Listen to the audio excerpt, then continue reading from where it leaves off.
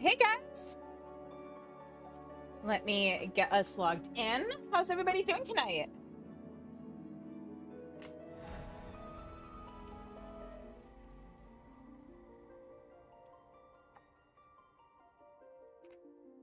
Alright, let me switch over to the correct character. There we go.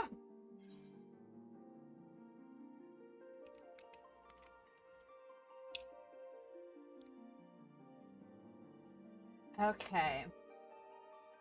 Now, it occurs to me, I probably ahead of stream should have, I logged off at Camp Broken Glass. I probably should have gone back to where Elise and Alphino are, before the stream started, but I didn't. What I did do was enough fates to, unlock the increased mount speed for Garlemald. So, you know, it could be worse.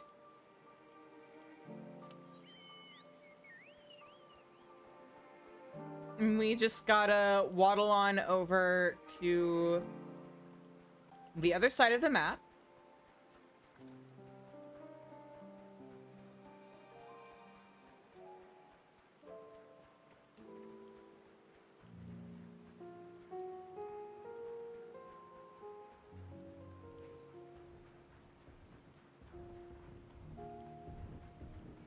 Uh-oh.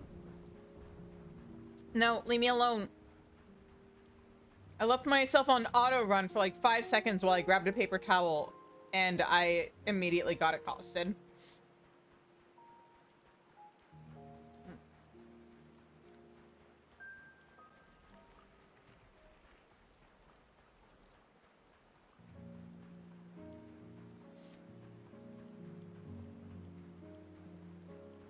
Oh. Hang on.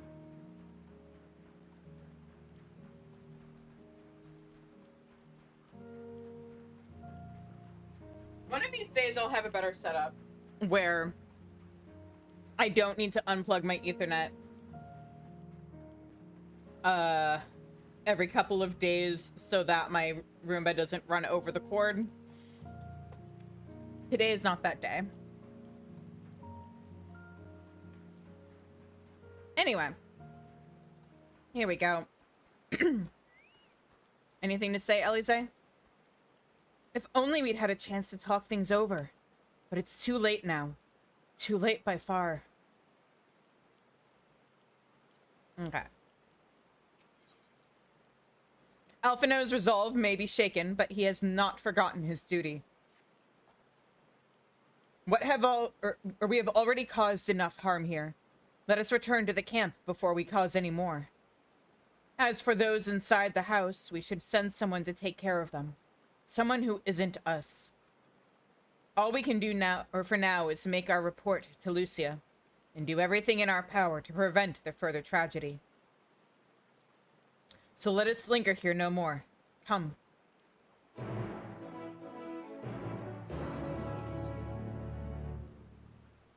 And side quest time! Yay!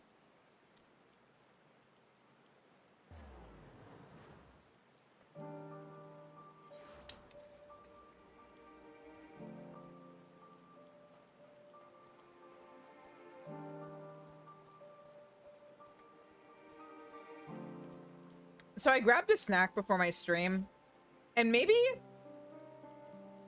peanut butter, like banana and peanut butter, wasn't the best idea.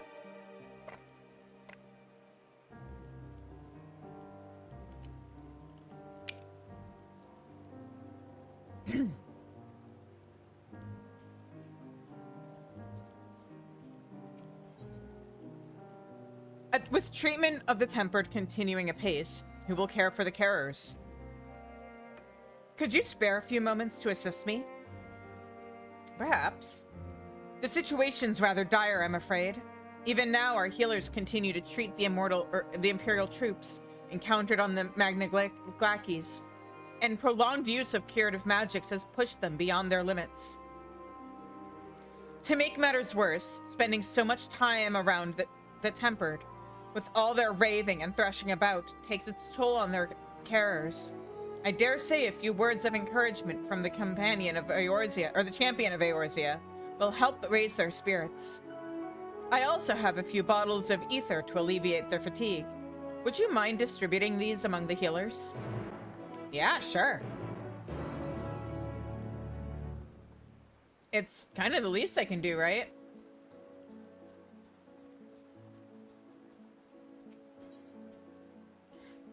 Ambagai has a need for your ability to solve problems rather than, or rather, your ability to help others solve problems. So solve problems.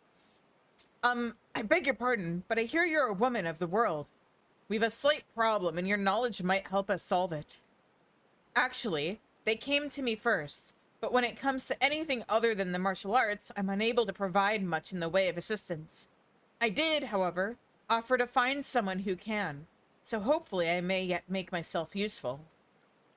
A man of the Maelstrom is over by the storeroom, no doubt scratching his head as we speak. I'm sure he'd benefit from your wisdom.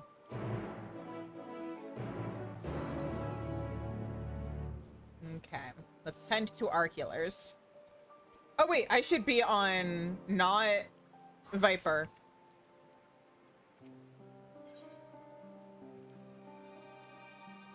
Warming ether produces a warming sensation upon consummation, thanks to a few special ingredients, which may or may not include fearsomely strong cider. Are we just giving them alcohol? Oh, I've seen you before. You fought bravely at the Nadam, as I recall. And you come bearing gifts? Yeah-huh. Here you go, brother. Yes, treating the tempered is a lot harder than I'd imagined. Before we came here, I'd only heard rumors of the condition, but to see it with my own eyes, no one deserves that. No one. That's why the work we do is so important. Once I have finished resting, as I was ordered, I shall return to the patients. I thank you for your kindness.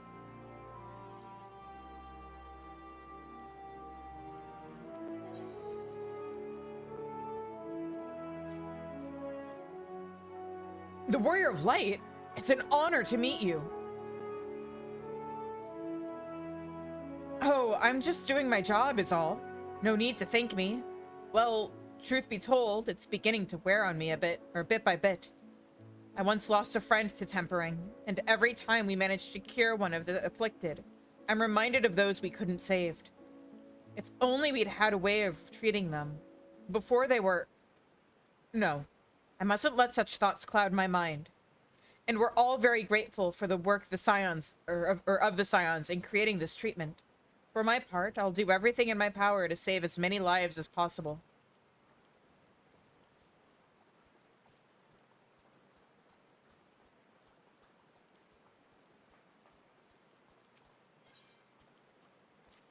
And last one.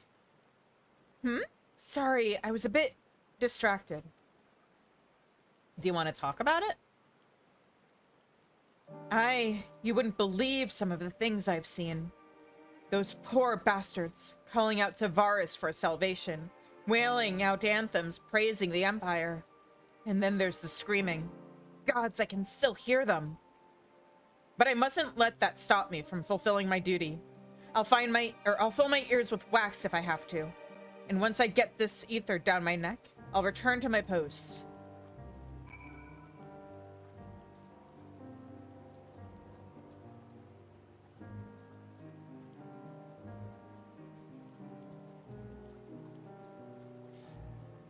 Yeah, it's gotta be rough for people who, like, lost people to tempering, and now there's a cure.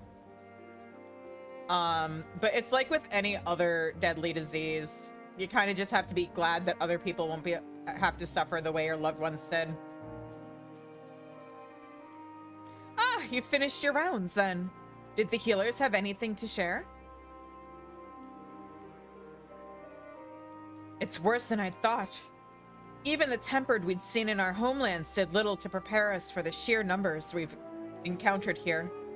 Curing them all may appear to be an insurmountable task, but we must try. That's why maintaining morale and the well-being of our healers is so important, and you've made a valuable contribution. I'd like you to have this, by way of thanks. Thank you.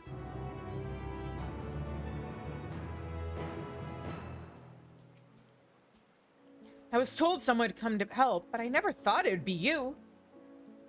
Well, now that you're here, I'd like you to take a look at this container we recovered from the Magna Glackies. Why am I having so much trouble with that right now?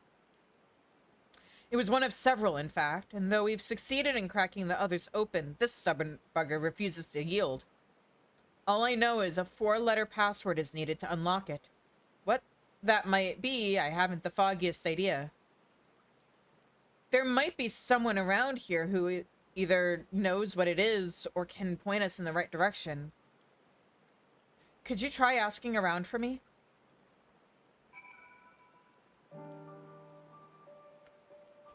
What happens if I talk to you? It's only 4 letters. How many possible combinations is that? You'd be surprised. I'm sure somebody is able to do the math.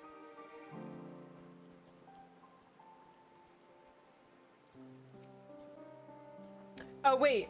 But you'd be limited by the fact that it would probably have to be something that makes sense in English and Japanese, right? Sorry, I don't know the exact code. But given that the container belonged to the 3rd Legion, perhaps the password has something or some sort of significance to them. Okay.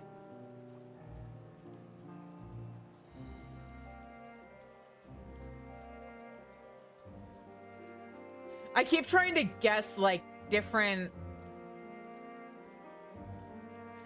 like 4-letter names, but so many of the Garlean names I'm thinking of that would make sense are like 5 letters.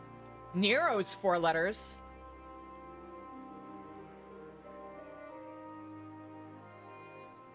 I understand it's common for people to choose dates and so forth of special importance as their password.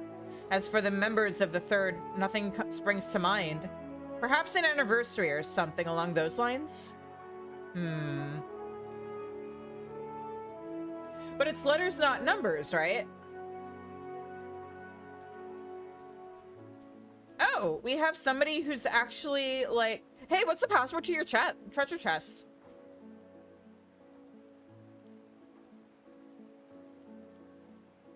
Container? Sorry, I've never had much to do with them.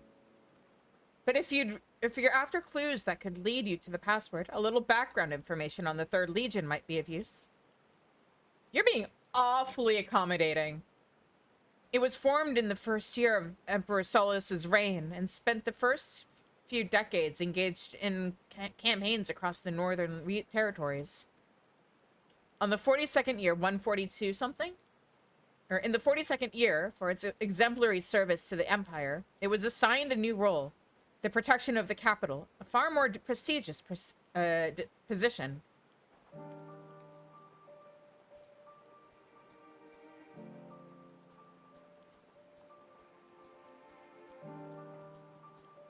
Okay, so the number 1 and 42 might be involved. 3142? 4213? 1234?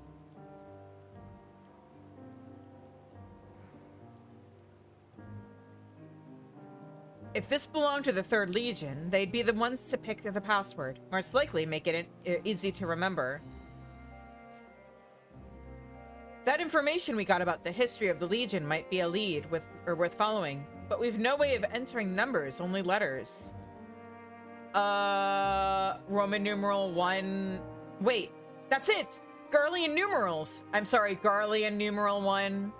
Let's see, if 3 is written I, then if I take 42, hold on, XLII? Is that right? Worth a try, I suppose.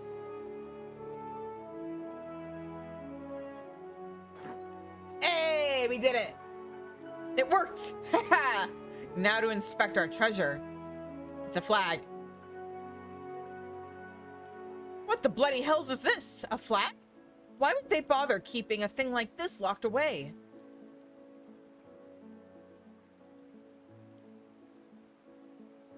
Well, I'll not pretend to understand their ways. Let's just assume they have a good reason for treating a bit of cloth with such reverence. Probably best to leave it here undisturbed, as I have no intention of offending anyone. Could I ask you to pass on word of what we found? Oh, and thanks for your help. Yep.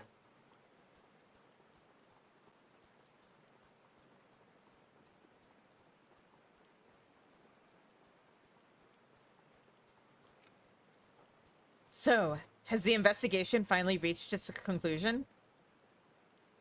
Yeah, it was a flag. A Garlean flag. We'd be wise to treat it with respect. The chain it bears represents the unity between the people of the Empire, a unity that is all but lost. To think that this banner would be locked away rather than raised proudly, a relic of Garlemald's past.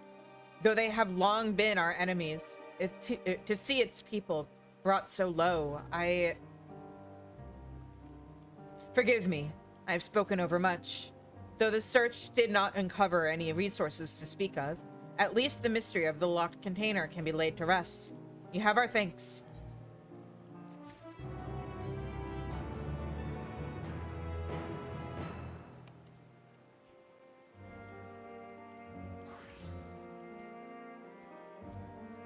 Okay, and now to get out of the rain. What does everybody have to say now? Treatment of the tempered is proceeding as well as can be expected. If there's anything to report, you will be sure to know. Though I gather you have a report of your own to deliver. Is something the matter? The twins look out of sorts, and you two seem a bit off. Forgive me for saying, but the three of you appear rather drained since you returned. Is there aught I might do to be of assistance? We mustn't forget to send some of our allies to Tapper's Den. We still owe them for the bottle of ceruleum. Would you mind giving Lucia the full report? I mean, you're usually the talker of our group, but yeah, sure. I'll just, like, nod at her in Morse code.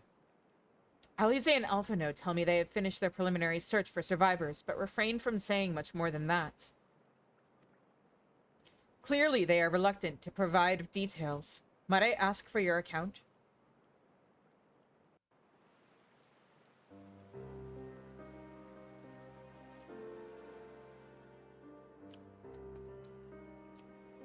Thank you for your report. We shall inform the troops of these developments and instruct them to proceed with the utmost caution should they encounter any survivors. Allow me to go and speak with the ones at the victor's spoils. They may be more willing to listen to a fellow Garlean and accept our offer of assistance.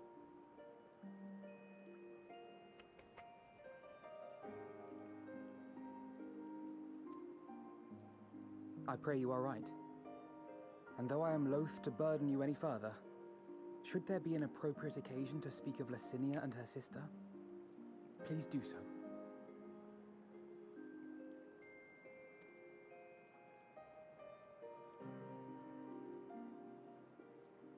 I am sorry to have put you through this. I mean, I don't know if we probably would have had to experience something like it at some point. No point putting it off. My distress is nothing compared to their suffering. So tell me, what else have we learned? As you may have already heard, we have succeeded in curing the members of the Popularis, Maxima identified. They have provided us with some intriguing insights into the current state of Garlemald. Wait, I thought Van Daniel said they killed all the Popularis in Shadowbringers. Or did he say he took care of them and maybe that just meant they got tempered?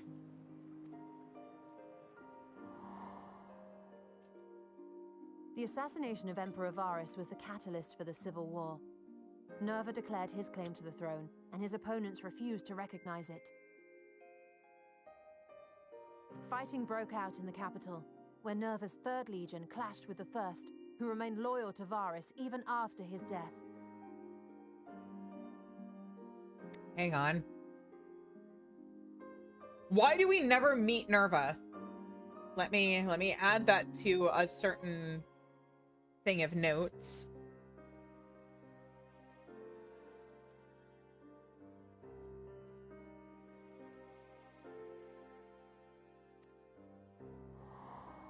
Of course, even Imperial warmongers would balk at the idea of turning their shining city into a battleground. Like burning down the wood to spite the wasps. Neither side would be so mad.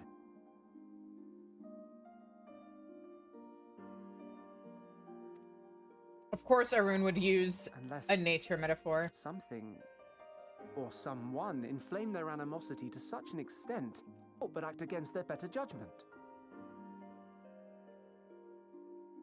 Or they were all tempered. It brings to mind events of the Gimlet Dark, does it not? The Emperor's sudden withdrawal from the front lines, specifically. Nerva and his father, Titus, Varus's then political rival, took advantage of rumors that Crown Prince Xenos had been possessed by a demon.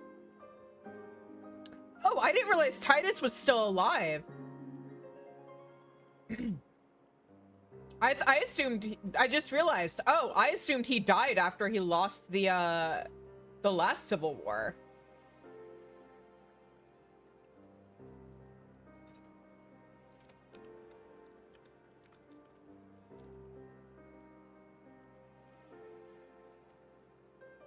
Elidibus, what better way to disparage your enemies than with the truth, or a close enough approximation? Indeed. But before their accusations could be substantiated, many of Titus's followers were silenced. While some were merely stripped of their status, others died under curious circumstances. One after another, suddenly and suspiciously. Again, Elidibus. Like as not, he had a hand in it. No evidence was found to implicate Varus, certainly. Nevertheless, Titus, Nerva, and the Third Legion would have judged it a brazen attempt by the Emperor to rid himself of his political enemies. And then, in the midst of this growing turmoil, Varus Sosgalvis is murdered.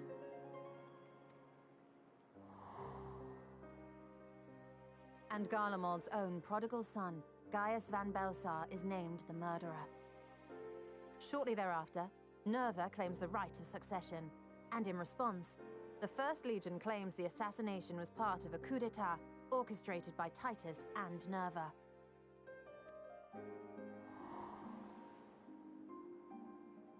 So no one is at fault, and everyone else is to blame. I should add that both parties received substantial financial backing, presumably to provide them with the means and encouragement to pursue a swift victory. Contributions came from the self-same benefactor. I'd heard House Brutus had been filling the Third Legion's coffers, but the First as well. It would seem so. Though the Populares determined that the First Legion received funds from a variety of organizations, all had connections to House Brutus. So Really living up to Fandanda that in the surname, guise of huh? Asahi was playing both sides against each other the entire time. The information we gained from my friends does not end there. One night, shortly after fighting broke out, the capital was shaken by an immense tremor. From that point onward, they have no memories, no recollection of any events, including our clash on the Magna Glaciers. But when asked about the Imperial Palace and its bizarre transformation, they somehow recall Emperor Varus giving them orders in their dreams. May the Tower of Babel stand as testament to the glory of Garlemald. This sounds awfully familiar.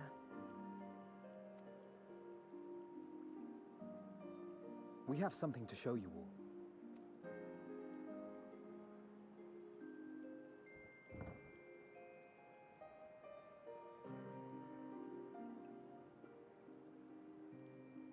Varus spoke to them through this radio. Perhaps it was a recording, but if not, that would be inexplicable.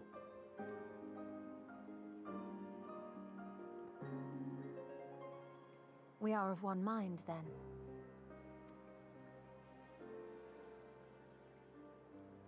The ether that permeates the ore used in this device is almost identical to that of the talismans. I see it. While it is likely more by coincidence than design, these devices might also ward against a primal's influence. A picture is beginning to form.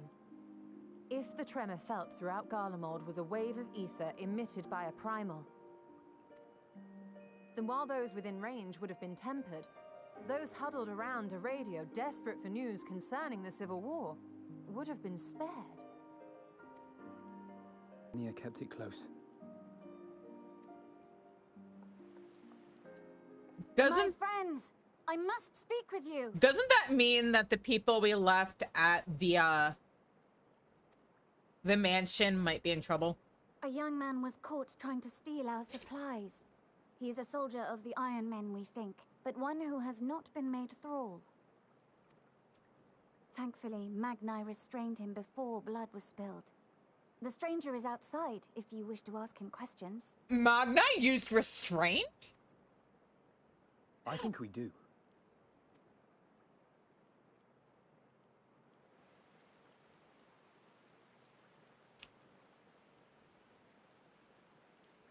Who do we have here?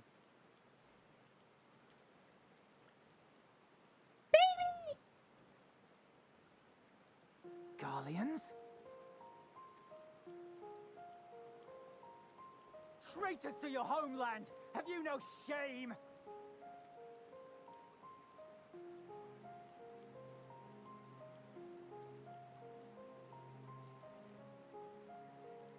I am Lucia Junius, a Temple Knight of Ishgard. And you are?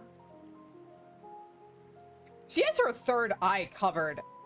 How the fuck did he clock that? From her height? Iulus Pir Norbanus. And that's all you invaders will get from me. Euless, baby, it's okay. We are not here to invade Garlemald. Far from it. I want to give him head pats. Like you, our allies in Eorzea and the Far East fight in defense of their lives and their loved ones even as we speak. But it is the people of Garlemald who have suffered most. This we know. And that is why we have come to offer you our aid, that we may unite against our common foe.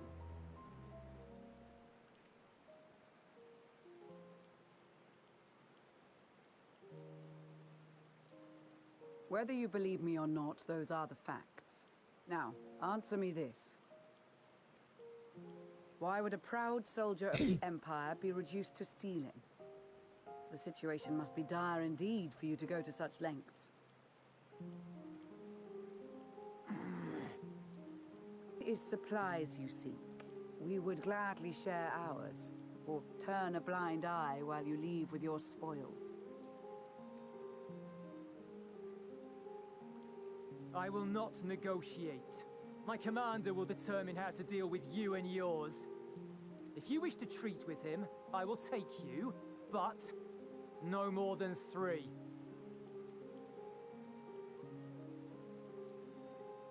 I don't much like the sound of that. But if we do accept his proposal, I suggest the 2 of us and...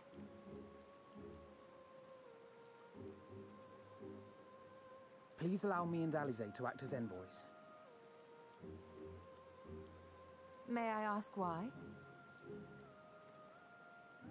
We have seen with our own eyes the hardships the Garleans face, how their futures and lives hang in the balance.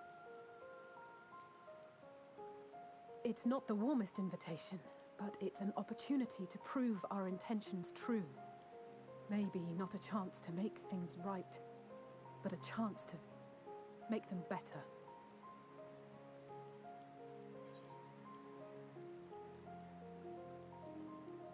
What would your mother say if I let you 2 go by yourselves?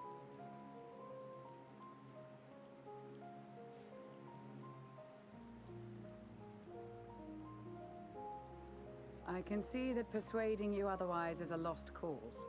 But you will proceed with the utmost care. Please, I'm the Warrior of Light. What could possibly go wrong?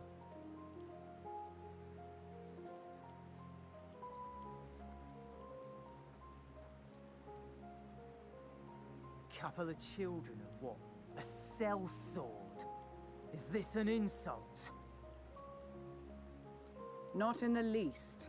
You will find that they are more than qualified to speak on our behalf. There are many dangers on the road ahead. I will need that back.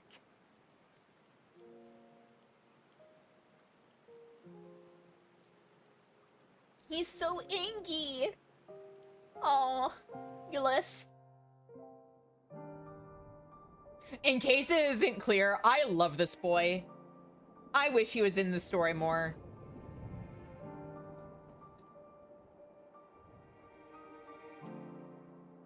Said your farewells, have you? Magnai, I'm so proud of you for practicing restraint. The lowly task of keeping watch over provisions would not normally benefit or befit the sun. But these being unusual circumstances, I will let no man take that which is not by right theirs. Good boy, Magnai. Perhaps it is unwise to volunteer for a mission so soon after the previous disaster. Nevertheless, I shall not squander this opportunity. I know. This won't bring back Licinia or her sister. Taking the same risks, making the same mistakes. It's possible, but better to try than to give up. Every time. We captured the boy as he was about to make off with our food. He must be very hungry to take such risks. Maybe we should give him something to eat. Reward him for his boldness. Ulysses Pyre Norbanus. It is unusual for one so young to achieve such a high rank. Very unusual. His uniform identifies him as a member of the First Legion, which has a particularly fierce reputation. Whoever his superior may be, I advise you to approach them with caution. They are resilient in the face of hardship. You as well. But good intentions and stubborn determination alone will not be enough to bring our mission to a successful conclusion. Be on your guard.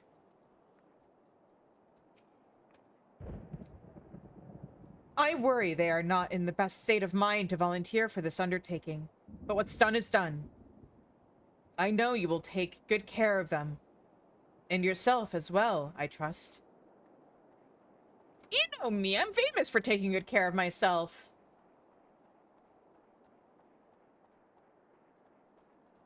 Shizune Self-Care Dazkar. That's me. Okay.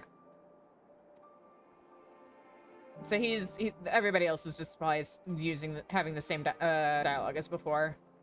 And just check. No more side quests. All right. You will be received as invited guests, and so I urge you to observe proper etiquette, or social etiquette, and conduct yourselves accordingly. Your safe return takes precedence above all else. Remember this. Thancred, in particular, will be worried sick if you're gone too long. May the Fury watch over and keep you. Got it. As I said before, Thancred can be quite the warrior, but rest assured he only has your best interests at heart. Yeah, huh? Got it. Wink. Is everybody else still in the same positions? Yeah. Okay.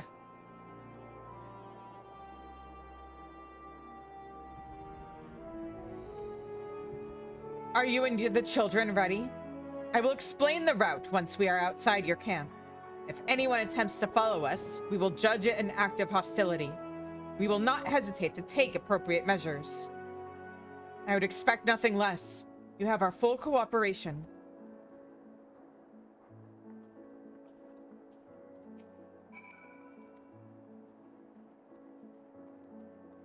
We'll be fine.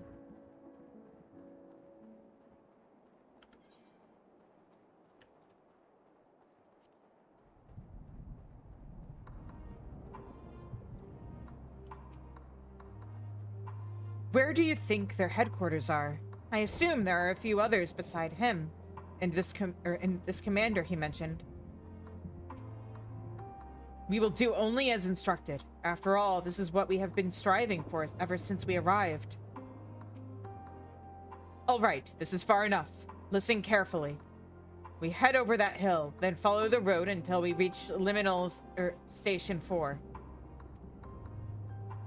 Children in the lead. I want you where I can see you. We do have names, you know. I'm Alize and he's Elfino. And last but not least, there's Shizune. Shizune. Where have I heard that before? Smile. No matter. Elfino and Alize will watch the road ahead while we bring up the rear. I wasn't lying about where there being many dangers. So you're to run, not saunter. Run towards the station. If you even think about going for your weapon, the deal's off. Should any creatures bar the way, we go around them.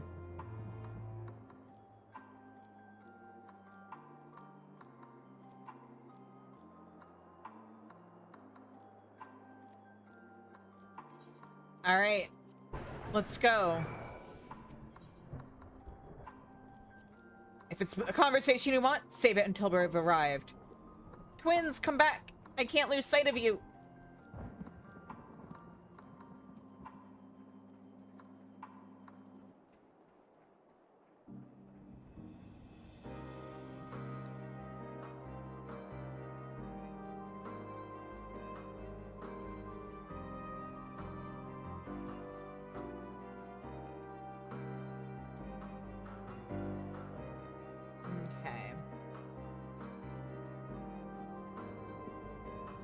Not the easiest surface to run on, Alpha. No, it's stone.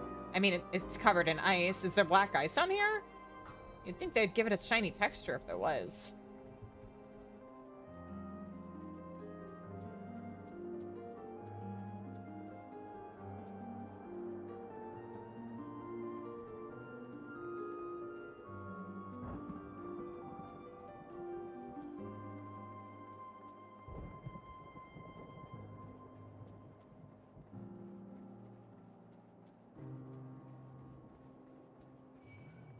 Oh, come on.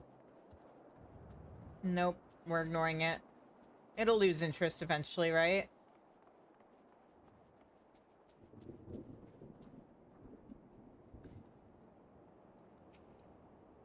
It's nothing like the ones in Thanalan.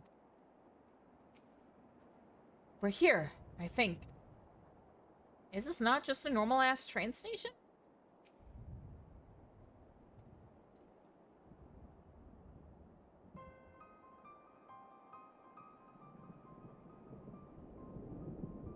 This is it. The first stop, that is.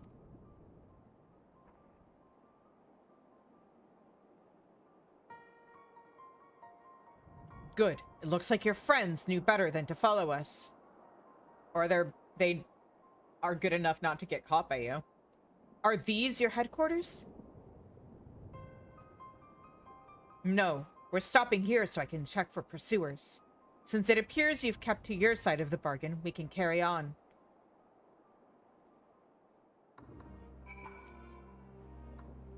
I wonder what sort of conditions Yulis and his comrades are living in. If they've any sense, they'll have picked somewhere like Victor's spoils to take shelter. It's kinda like Victor's spoils. We're getting closer to the Imperial Palace, if one can still call it that. It truly is a terrifying sight to behold. North of the station is Regia Domoran, one of the main residential areas. Or at least it was. The afflicted roam the streets in packs. They'll tear us to shreds if given the chance. Keep close. No wandering off. Understood?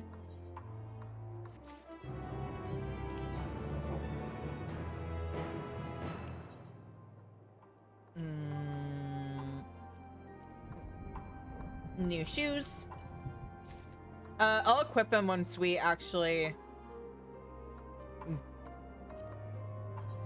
get there, because yeah, this will ruin my glamour, and I don't want that happening during a cutscene.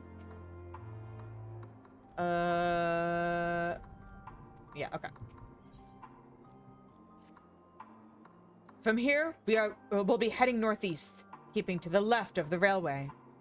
While the route itself is straightforward, Getting past the hordes unseen is anything but. Keep your weapons at the ready. They would attack their own countrymen? Aye. They spare their own, but slaughter the rest without hesitation. Though we'll try to avoid detection, the chances of sneaking by completely unnoticed are slim at best. I will lead the way, but in the event we are seen, you are to fight them off. Those two will follow us, provided they can refrain from drawing their weapons. While I doubt they would be foolish enough to stab their guide in the back, I will not take take that chance. With that said, let us proceed.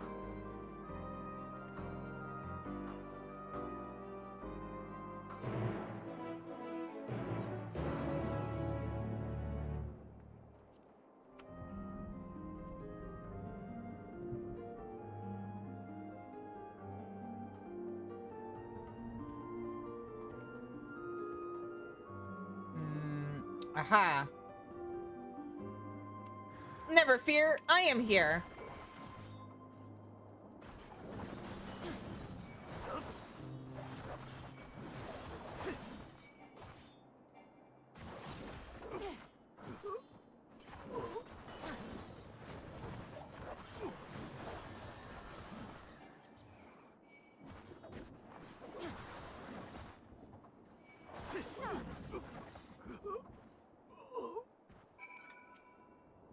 God damn it, we're perfectly capable of holding our own.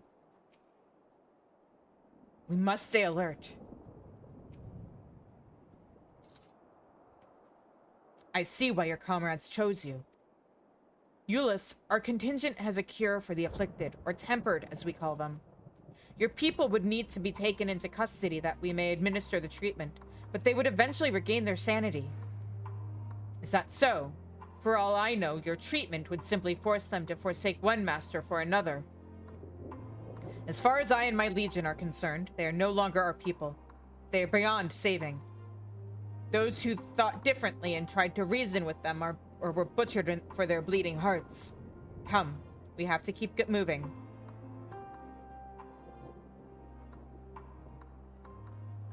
But it's true, we can help. Damn Garlean pride.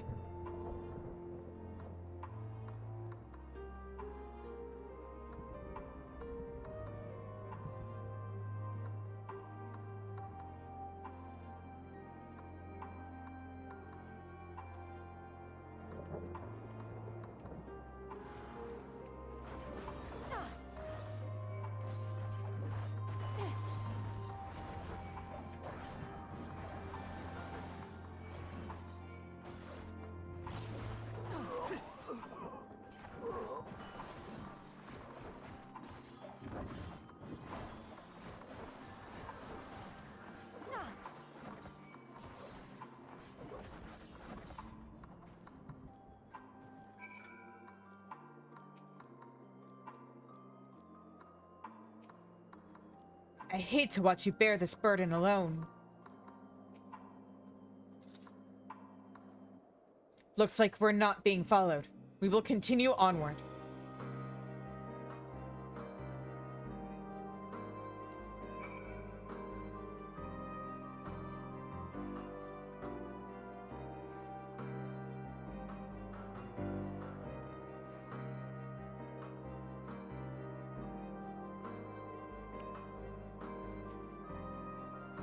He truly believes there's nothing that can be done for them. No wonder he isn't afraid to get his hands dirty. The surest way to limit casualties is to reach our destination without drawing attention to ourselves. Perhaps afterwards we can try again to convince Euless that the Tempered can be saved.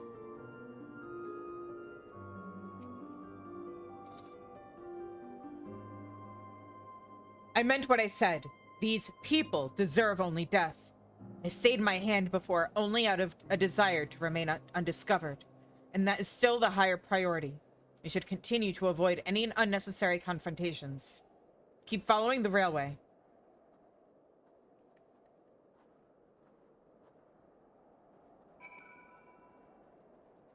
See, Euless doesn't think we're being followed because he's, like, looking for probably normal-ass people. He doesn't know what a Thancred is. Thancred is probably, like, up on a cliff somewhere. Or, like, watching us from inside a building. Or he's, like, in one of the buildings in the city proper watching us through a telescope or something. Or, I'm sorry, I forgot what world this is. Watching us through a spyglass.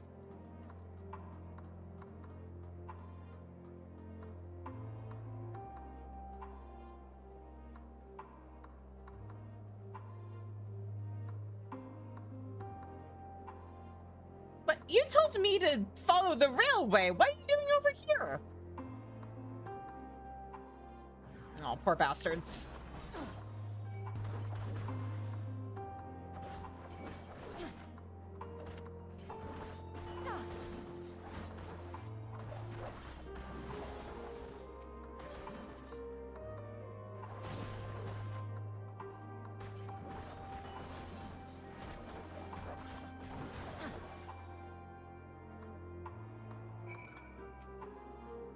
Such a transformation is likely irreversible.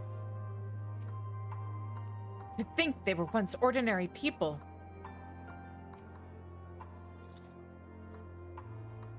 Look at what they have become. Would you still stand here and claim that they can be cured? I mean, not those ones. Those exposed to a vast quantity of a primal's ether may suffer severe corruption. Even with treatment, such victims are beyond salvation. Then you admit it. Now that you have seen these monstrosities for yourself, perhaps you will think twice before speaking of a cure. He's saying that we can cure them before they get to that point, dumbass. That's like saying because you can't cure cancer, that means that we shouldn't try to cure the common cold.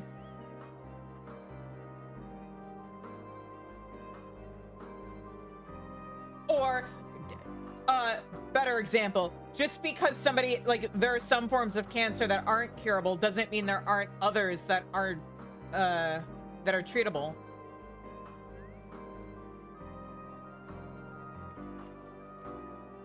Even here in the outskirts, it's plain to see how vastly different Garlemald is compared to other cities.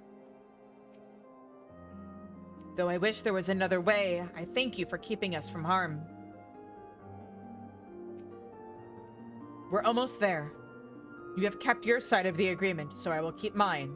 This way.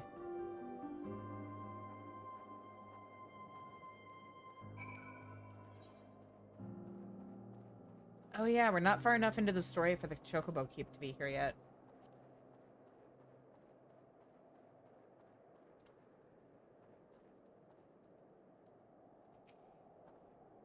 This is Tertium, one of Garlemald's largest stations. It now serves as our headquarters. I've already sent the twins ahead. I will be with you soon, so wait for me at the bottom of the stairs. That's not sketchy. Go on, down the stairs like I told you. Or is this your first time to an underground station? They're all over Garlemald. Even during some severe blizzards, we could use them to travel from one end of the city to another. Back when they were still in operation, that is.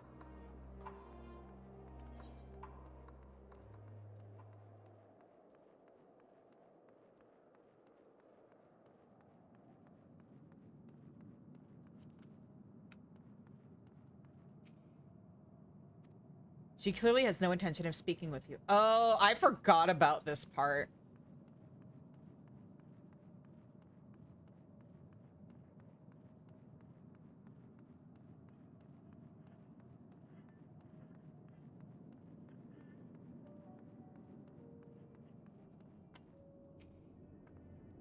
I had no idea they had such expansive structures built underground.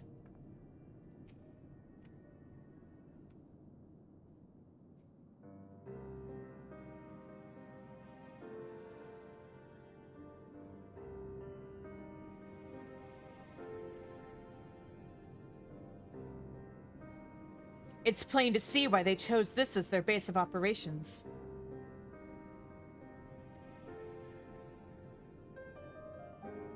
They could have done a lot worse. Even so, I imagine it's not the easiest place to live. Indeed, and if Euless was willing to make the perilous journey to Camp Broken Glass in search of food, their own supplies must be all but exhausted. They may be shielded from the wind and snow, but it's still bitterly cold. Much like Victor's spoils, it must be a constant struggle to keep their people warm. Lower your voices. While you may be here as my guests, the others will not take kindly to your presence. My commander is in the locomotive over there.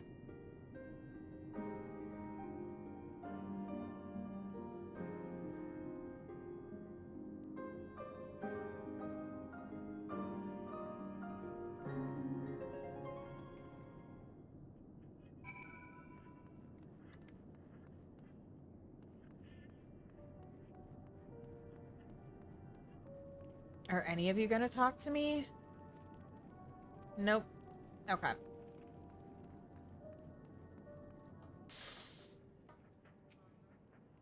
I will deal with you in a moment. Okay. Now comes the true test. He certainly looks the part.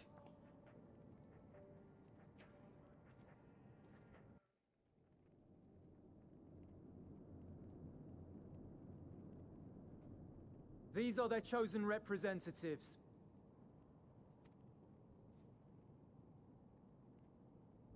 Very well. Let us hear what they have to say. Yes, sir.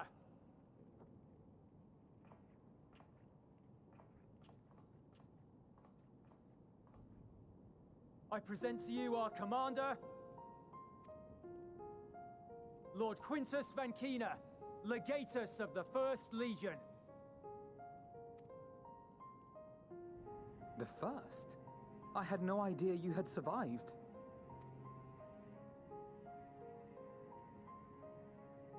We lost our emperor, our city, more than half our troops. For my wounds, I may never take the field again. But we survived, aye.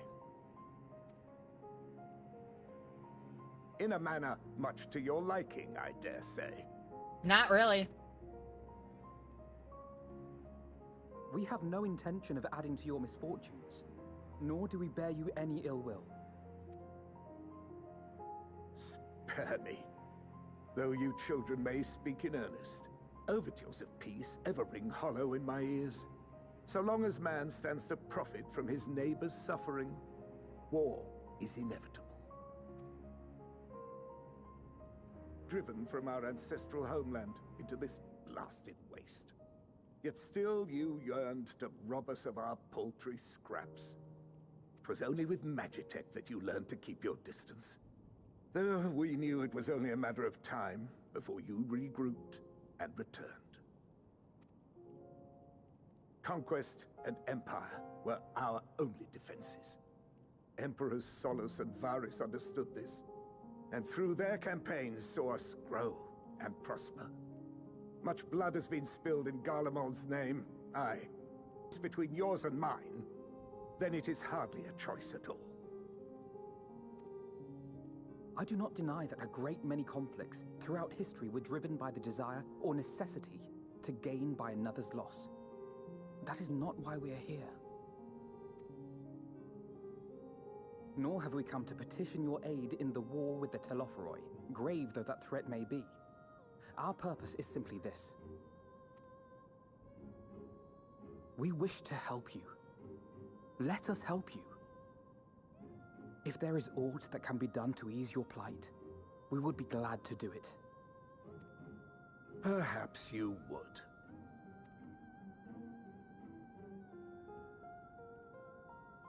But regardless of the ideals you espouse, your leaders would not send an army into Garlemald if they did not stand to benefit. If we accept their aid, they will expect their efforts to be rewarded once the Telophoroi are no longer a threat.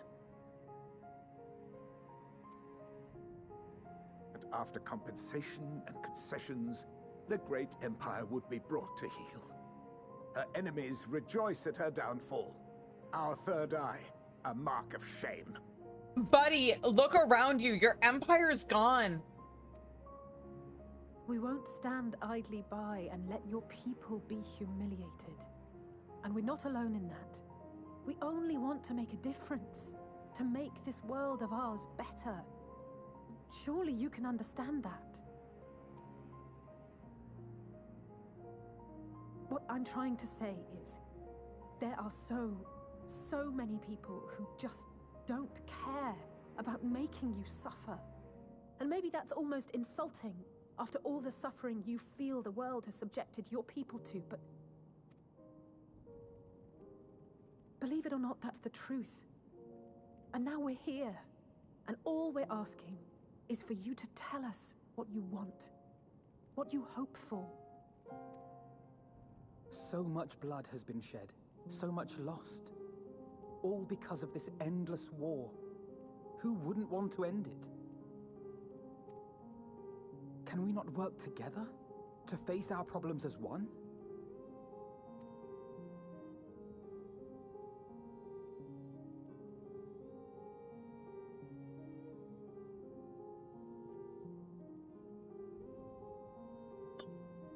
Answer me this, young peacemakers.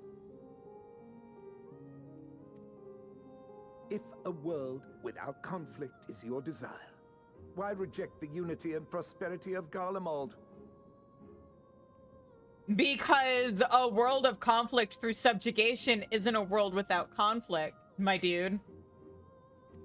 Self-governance is also important. Is it because we do not share your faith? It's because we want to be able to self-govern. That we do not share your heritage? That our ideals and virtues differ? That we cherish and hold in the highest that which you do not? Disparity is the root of discord, and peace built on compromise is flawed and fleeting. Happiness for one and all is a dream, and the reality is that to the victor go the spoils. That is why we Garleans will never submit nor surrender. For freedom and for pride, we will remain true to ourselves until the bitter end. That is my hope.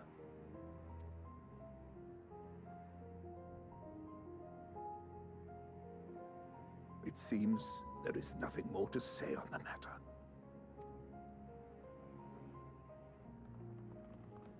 Also, buddy, you're hiding in a train station. I don't think you're in a position to demand that everybody submit to you. Or to the Empire. You will remain here while I decide what is to be done with you. Do not be alarmed. No harm will come to you if you cooperate.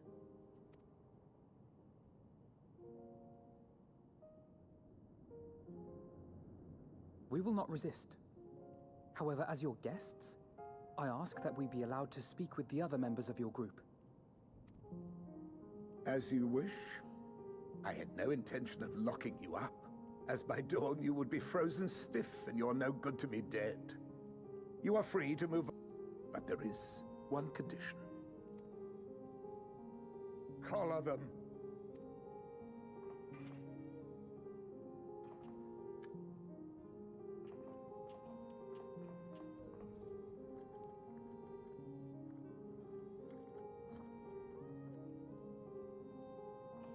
What are these?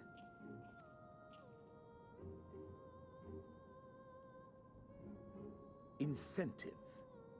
You'll be watched at all times. Stray too far or act suspiciously, and we will administer a rather painful shock.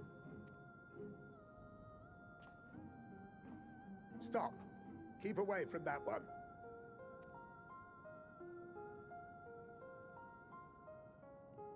The champion of Eorzea is not so easily cowed. It's true.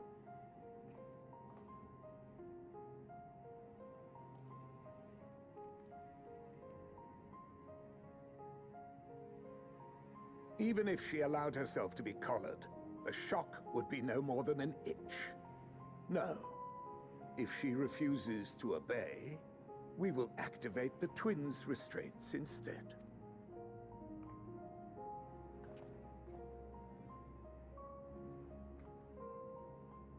You needn't worry about us.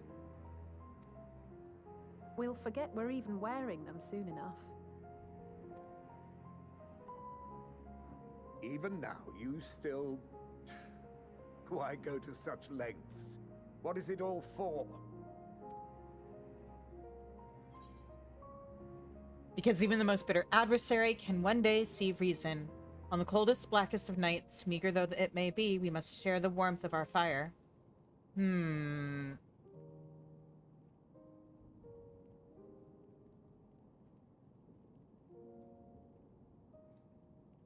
I'm afraid to... Oh, there goes the ad break. I guess I'll decide on the other side of it. Haha.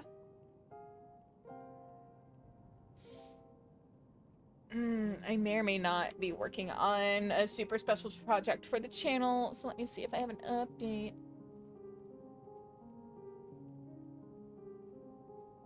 Okay.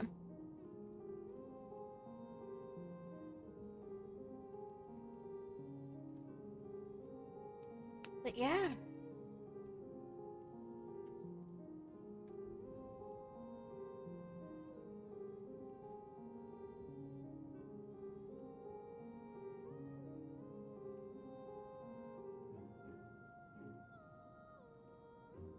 But anyway, how you guys doing tonight?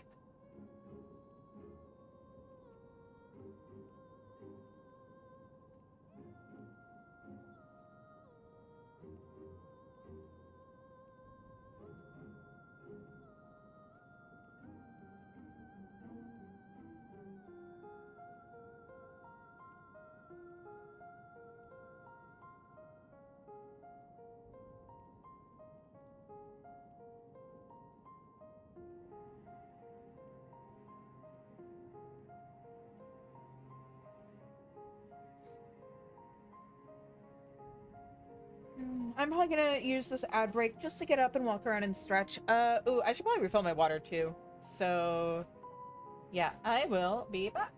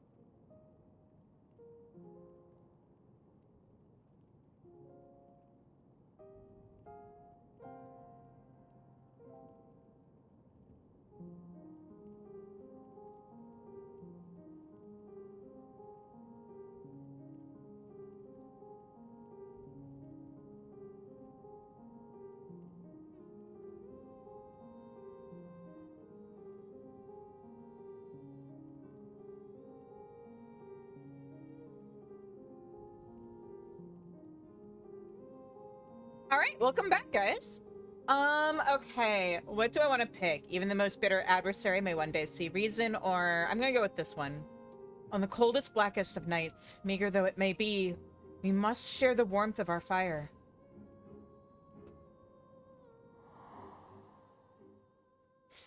Oh! Wait, what does she think of if I choose the other one, then? You are a curious one. A far cry from the merciless barbarian others paint you to be. You will be their warden. Take them away. Yes, sir.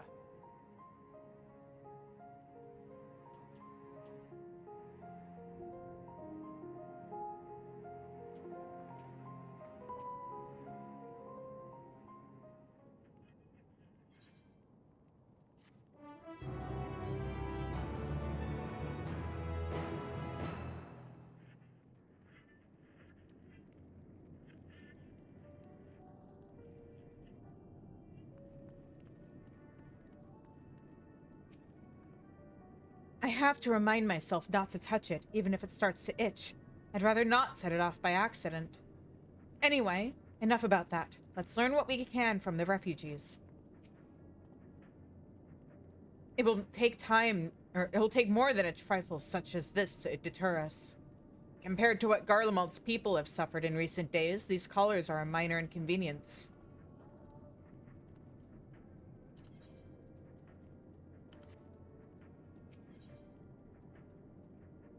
Euless has his orders, unpleasant though they may be. As per Lord Quintus's instructions, I am to supervise you during your time here in Tertium. Before you ask, no, I don't have a key or any other means to remove your collars. Nor would I tell you if I did. Try anything, you'll soon wish you hadn't. So, do you truly intend to speak with the others, or was that merely a ruse? We're in no hurry to disobey Lord Quintus, if that's what you mean.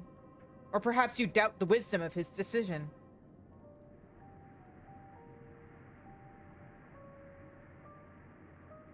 Do as you will, but remember, I'll be watching.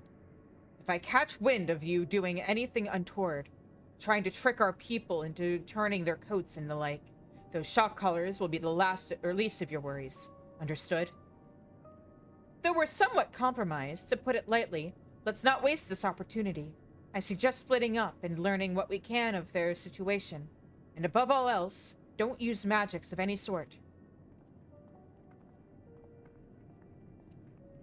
You, on the other hand, may go wheresoever you wish, even outside the camp. I know full well I couldn't stop you if I tried.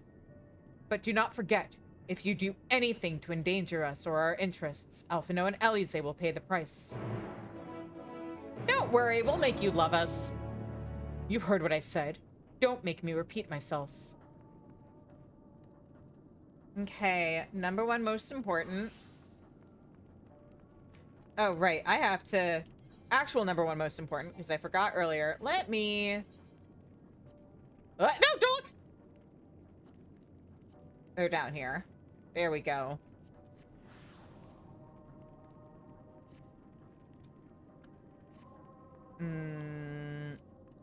And I'm gonna take a little look-see. Oh, maybe this is where I should have taken the screenshot. I was having trouble deciding what to do for the thumbnail for tonight.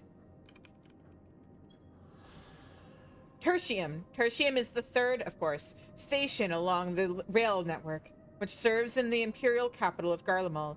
Equipped as a dispatch yard with generators and other facilities, it was taken over and fortified by the remnants of the First Legion following the city's fall into ruination.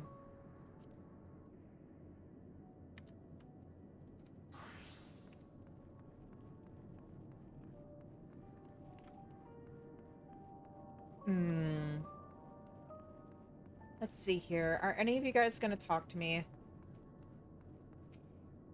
Ceruleum and other necessary materials are in short supply.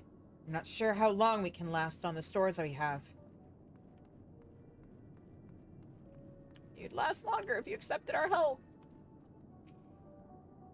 It's you! She's named Daskar.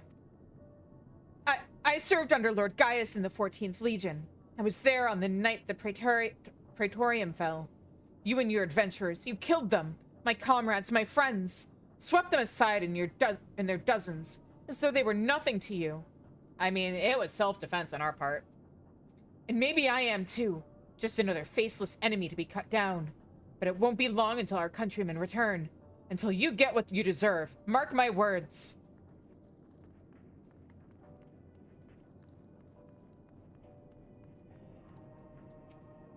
So cold.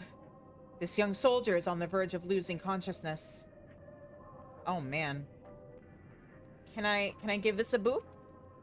Nope. Okay. Wait, if they can't use magic, how do teleport? How do Garlean teleport? You came with Euless, didn't you?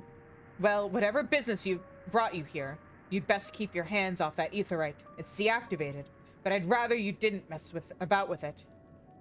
There are others throughout the city, built by Garleans, for Garleans. Could teleport all over in the blink of an eye, provided there was a terminal nearby. These days, however, we use the aetherite's power to keep this place lit, though that comes at the cost of its normal function.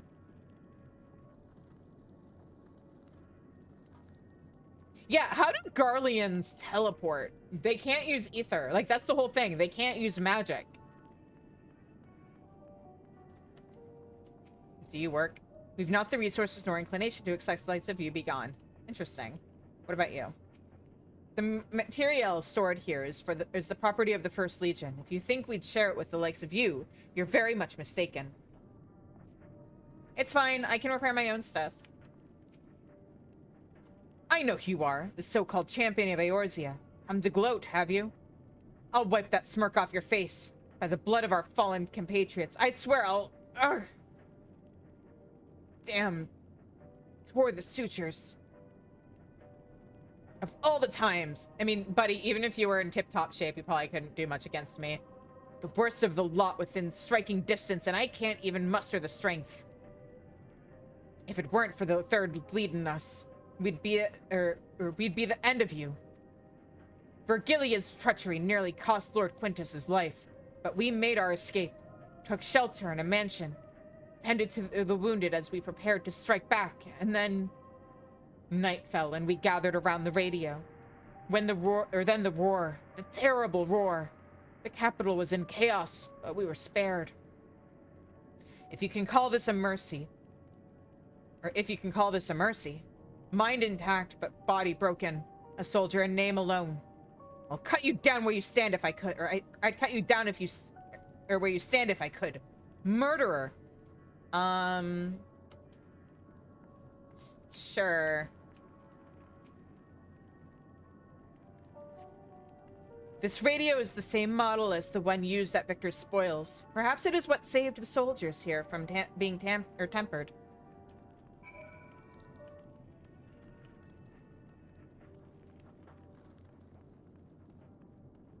Oh, I forgot to look for these two and talk to them first. Whoops. Let me talk to these guys first, because I wanna... I've never been this cold or this hungry in all my life. While Garlemald was built on a frozen waste, the city itself was always a warm, inviting place. Now, all we once had is in ruins. I can't feel my fingers. No matter what may betide, I have my daughter, and that alone shall keep me from succumbing to even the darkest of nights. That's sweet. Like, genuinely. So cold, and probably hasn't had a proper meal in days. If only we'd brought some food with us. But perhaps I could use a little magic to... No, I mustn't. Gods, this is so frustrating. How much longer are we going to be stuck down here? This is no way to live. Hang on, do you have the... Yeah, you do. Okay.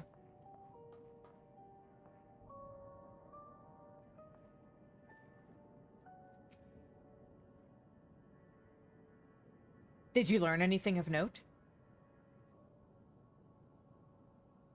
Then your findings are consistent with my own. Their plight is desperate indeed.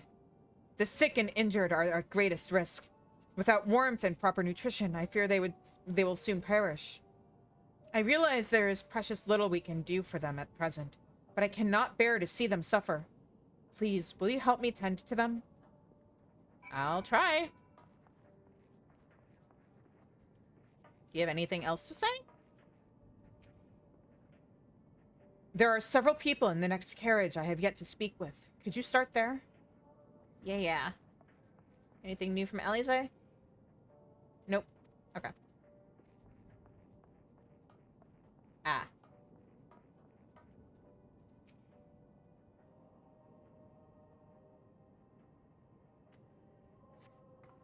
Who's there? My eyes, I can't see it all that well.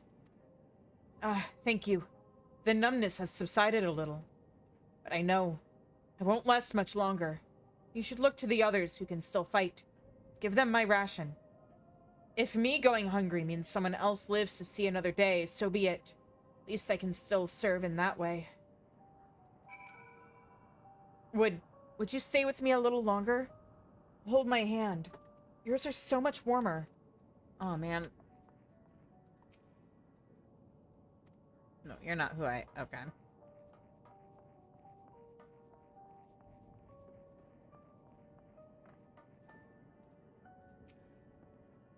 So those you met fare no better? I was afraid you would say that.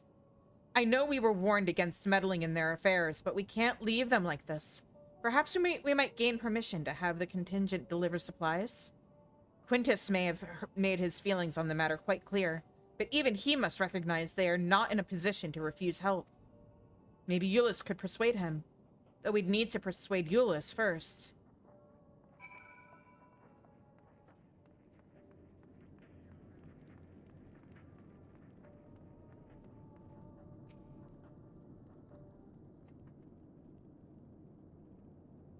Well, seen enough. Enough to know you guys need help. Euless, the people here have barely enough food and fuel to survive. Have you and the other soldiers been able to procure any more supplies? We've been scavenging provisions from the nearby houses, as most families kept, some stored away in the event they were snowed in. Still, going out and getting it is dangerous work, and we've a lot of mouths to feed. Fuel is the greater concern, though. We had some ceruleum set aside until it was stolen. We haven't identified the culprit. Could have been other refugees or one of the afflicted, for all we know. Either way, we're down to the last dregs. Without the heating they need, those poor in health are only going to get worse instead of better. If it's ceruleum you need, our contingent has secured a ready supply. We can have some sent over. We will not accept your charity. If we can hold on a little longer, the situation is sure to change.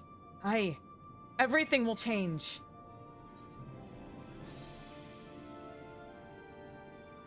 Those mysterious countrymen of yours, I assume.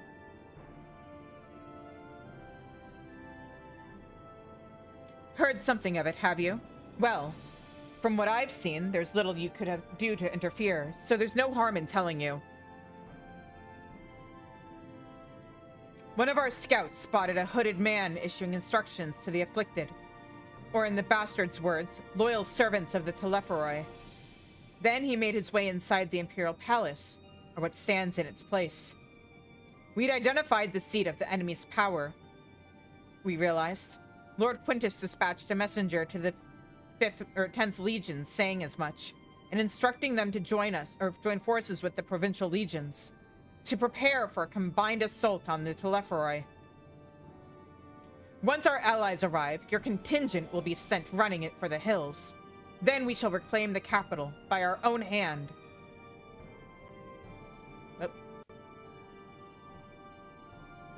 And how do you intend to survive in the meantime? At this rate, many of your countrymen will perish long before reinforcements reach Garlemald. They need help now. Say the word, and we will bring you ceruleum.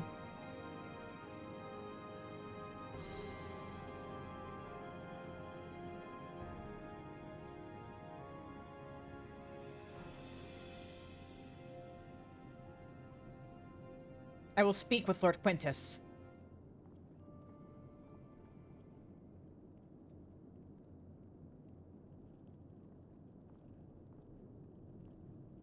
So, did he agree to it?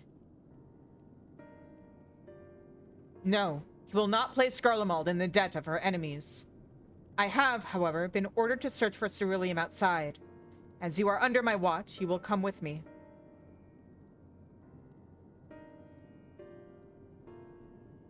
Very well. After all, many hands make light work. You lot are more trouble than you're worth. Yeah, how troublesome we are helping you. Once we are outside, you will follow my instructions to the letter. We depart shortly.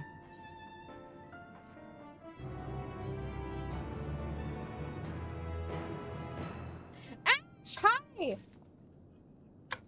Or I guess I should say, Ash, hydrate! Postures check, and...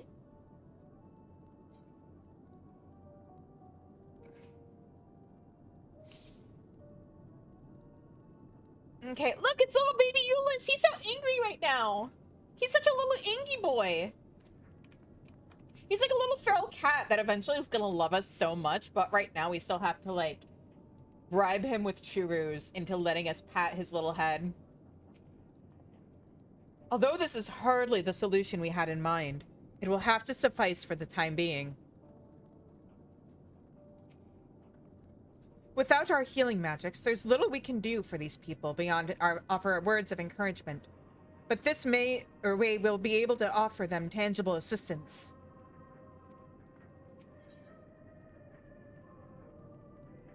Euless finds himself in the somewhat bizarre position of leading ambassadors of an enemy contingent on a salvage mission.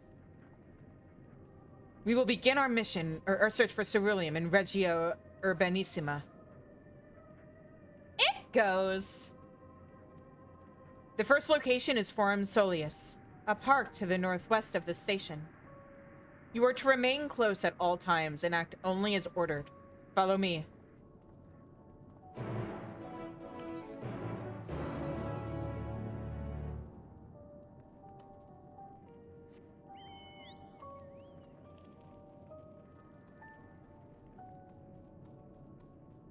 Okay. Now what happens if I talk to the person up here? Will they talk to me now? There's only so much I can do until we are able to procure more medicine. We cannot safely move the injured, and what little provisions we do have are spent keeping both us and the survivors warm. Yep, don't worry, we're here to help.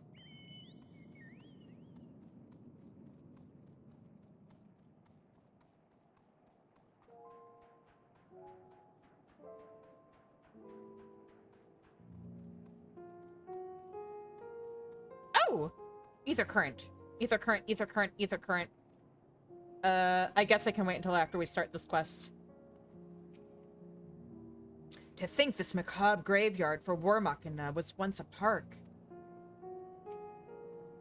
This is the place.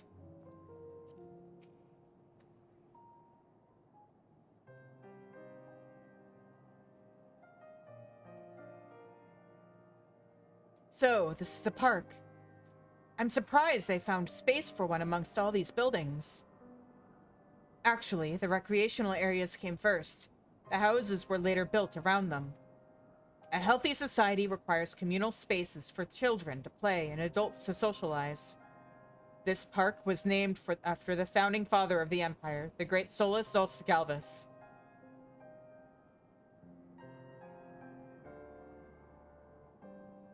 Did we come to extract ceruleum from the wrecked Magitech armor? No, we've already drained it dry. Same goes for the rest of the Machina in the vicinity. But as our ceruleum has been stolen, we must scour the city for every last drop. And while I don't expect to find anything here, I've decided to try one more time in case something has been overlooked. I see. Then with your permission, we will commence the search.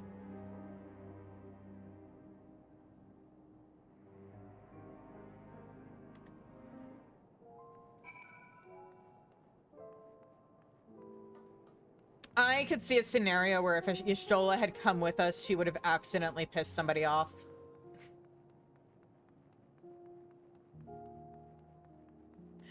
Map of Forum Soleus.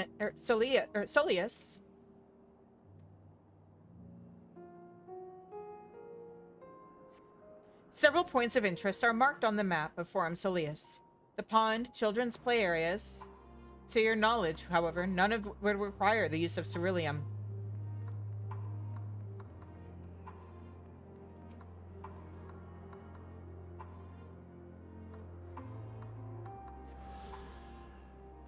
There's a reason why we send Alize and Alphino, and then Alize says as little as possible and lets Alphino do all the talking.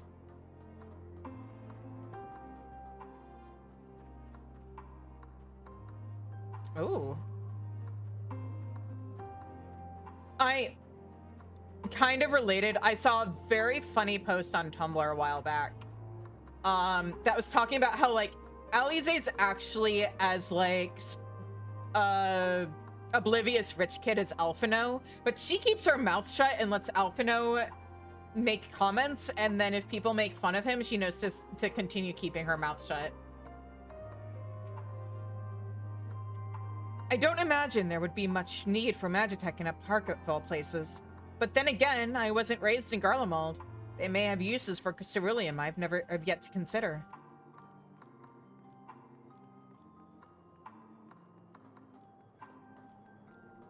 Splash, splash, splash. I forgot I don't have the splash emote on this character. He's the sacrificial twin, I think, at this point. Euless ignores you as he stares at the water in silence, as if searching for something he knows has gone and will never return.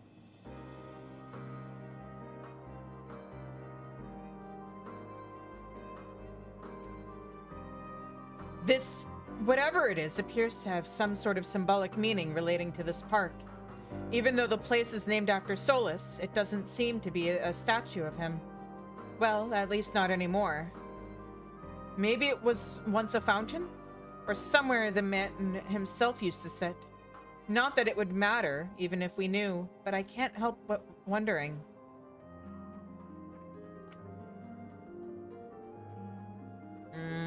I mean, maybe there was a statue here.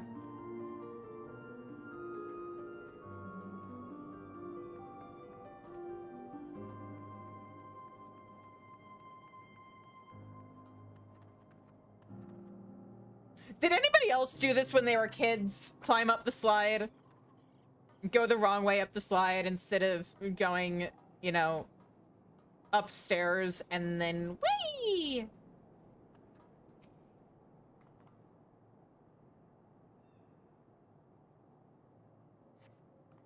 The contraption is built in the style of Imperial War Machina, armed with a battery of weapons and capable of transforming into different configurations. But on closer inspection, it appears to be no more than a children's slide. Yes. I think. I'm trying to actually... Have I? Either I have, or I've thought about it so many times that I can't remember if I have or if I'm imagining things. I want to go on Dark Knight for a second. Look out.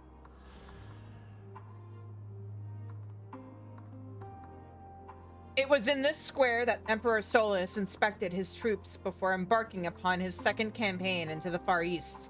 The Imperial legions were ultimately successful in their subjugation of the Kingdom of Dalmasca, and officials celebrated the grand victory by transforming the parade ground into a commemorative public park.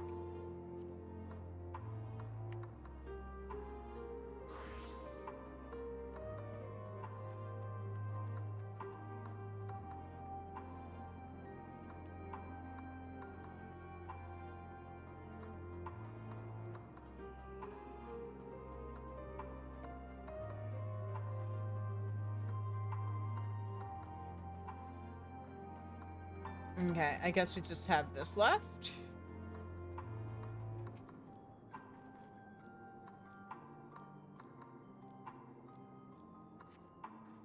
A cursory inspection of the wrecked Magitech armor confirms that the fuel canisters have long since been drained of ceruleum, as Euless said.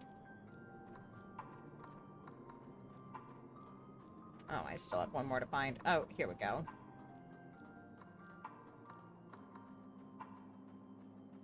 There wasn't anything over there, was there? No. Okay.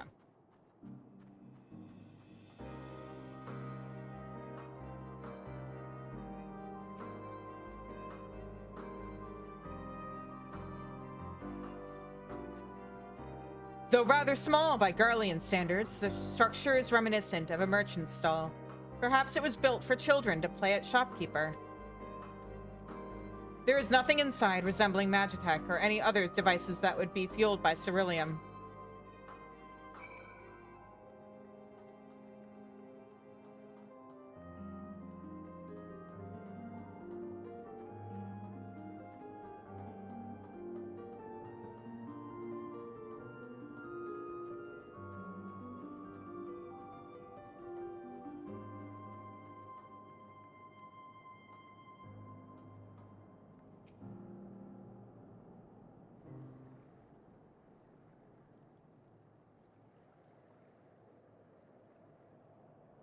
You okay? Oh, it's you. Any luck? Mm-mm.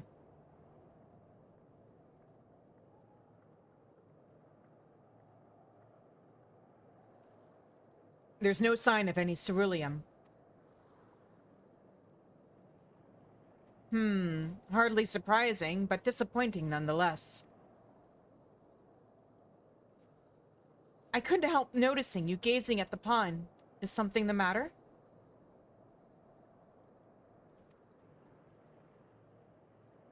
What? Yes.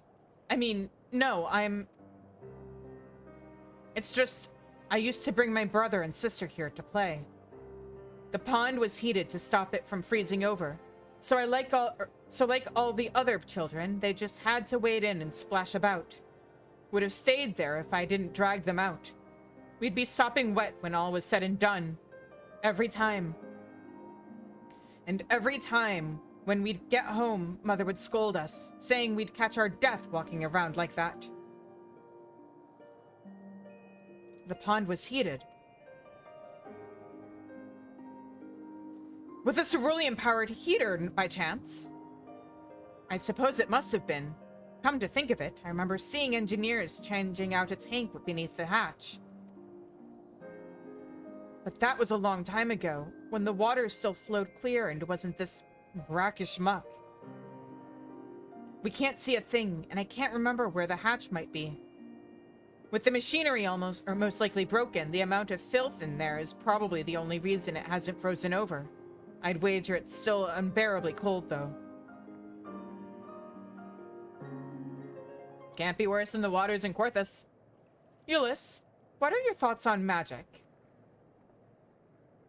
The average Garlean would jump out of their skin if they saw it, but the first has a few foreign signiferi and medici, so it doesn't scare me. Then I take it you won't mind if I employ a little now. A little? Alphino, as you have a knack for finding dry wood, why don't you bring me some? Once that's done, a blast of her fire should do the trick. Leave it to me. Alize? You're not planning to go in there, are you? Of course I am. That tank isn't going to fetch itself. It's nothing so involved as extracting unprocessed ceruleum from a frozen lake like how the tappers do it. We're talking about a shallow pond in a park, and we have a way of warming ourselves up after. But that's insane, yeah. Now you get it. So, fancy a dip? Of course you're dragging me into this.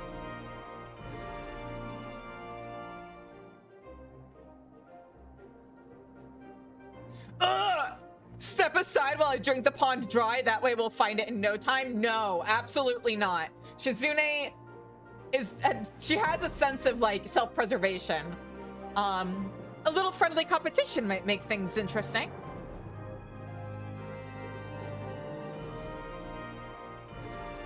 Last one to find a ceruleum tank is a rotten egg. Though I dare say we'll both smell like rotten eggs when this is over. Chug, chug, chug, absolutely not. What are you gonna do? Make me? I can't believe what I'm seeing. Stick around us long enough and you'll get used to it. Damn it!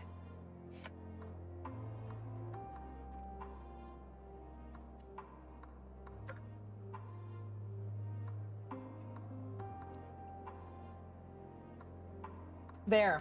You realize now you have to hydrate too, right, Ash? That is still the rule.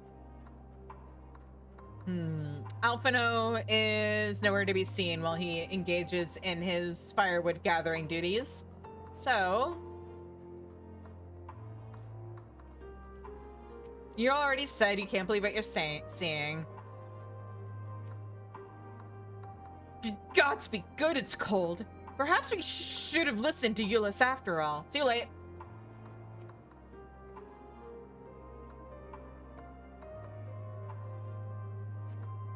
You delve into the murky water, but come up empty-handed. To add injury to insult, the icy wind on your damp clothing chills you to the bone. Oh, there's a bit of a... Oh, it's not permanent. It would have been funny if they had made it like a permanent... Oh, wait. Oh, is it just a dot? They should have made it a slow.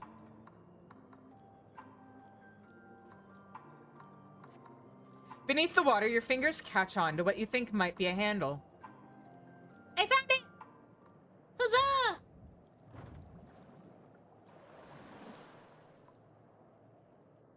Success! You open the hatch and retrieve a ceruleum tank. Oh. However, your grand discovery comes at great personal cost as you become acutely aware of the freezing cold and a rancid odor emanating from every elm of your body. Ulysses will doubtless feel compelled to pinch his nose shut when you deliver to him your prize. It's fine. Alize's in the same boat.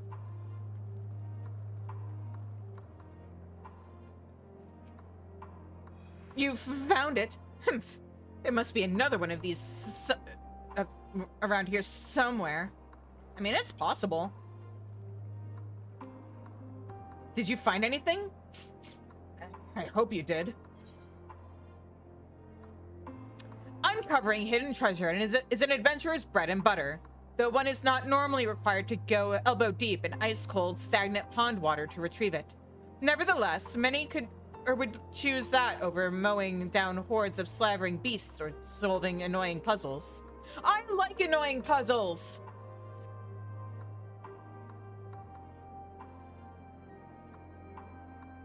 That's it! And there's still some ceruleum left. Ah, the fire's not ready. Hold on, I'll give Elfino a hand.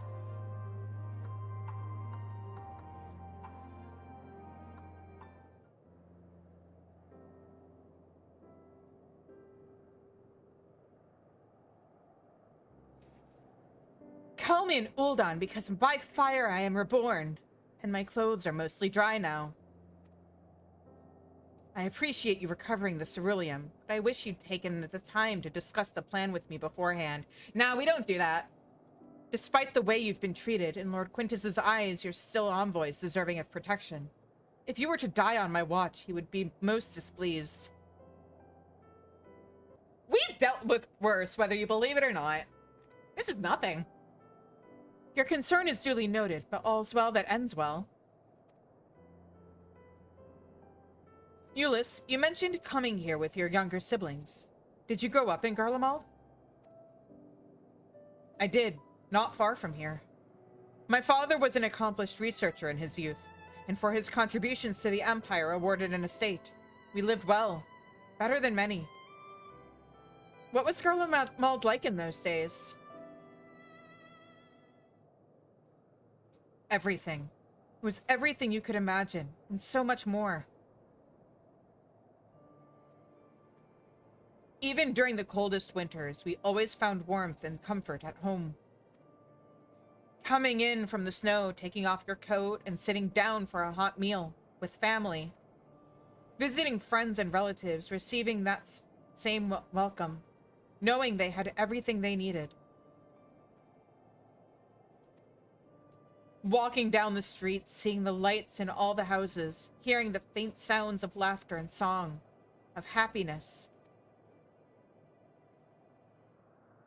And although the summers came and went all too quickly, in that brief respite, the ice would melt and be forgotten, and the forgotten grass make its triumph return.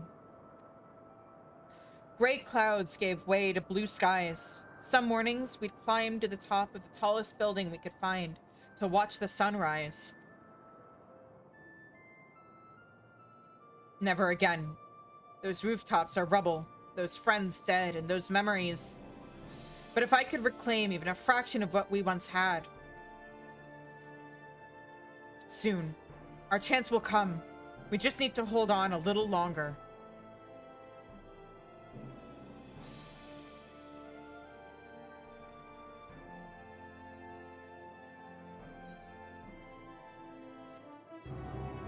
Man, imagine if we ever got a zone someday that was Garlemald in summer.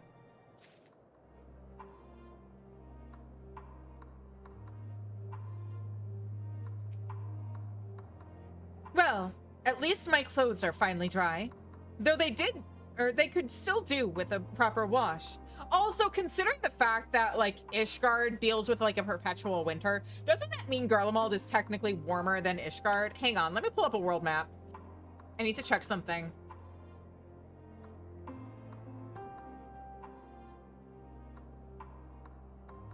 Korthus is more south than Ilsebard. How are they getting a summer when... What the fuck did Bahamut do to Korthus that it's perpetually winter there? Oh, maybe it's an elevation thing. Like, maybe even though they're, like, slightly more south than Garlemald, they're, like, higher up. And also just Bahamut fucked everything up because they used to have at least 2 seasons in Ishgard. Bahamut really hated Korthus in particular. Yeah. Owing to the wealth of experience I've accrued in gathering firewood, I was even able to provide Ulyss with some basic pointers on the subject. I thought it might help to further build a rapport, and to distract him from his other concerns.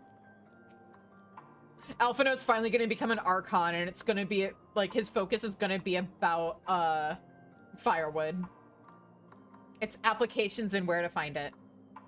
Well, at least my clothes are finally dry, though they could... Oh, yeah, okay. Now that the fire has burned out, Ulyss is ready to move on. Alright, now that you've recovered from your escapades in the pond, there's another location I'd like to search, just outside the park.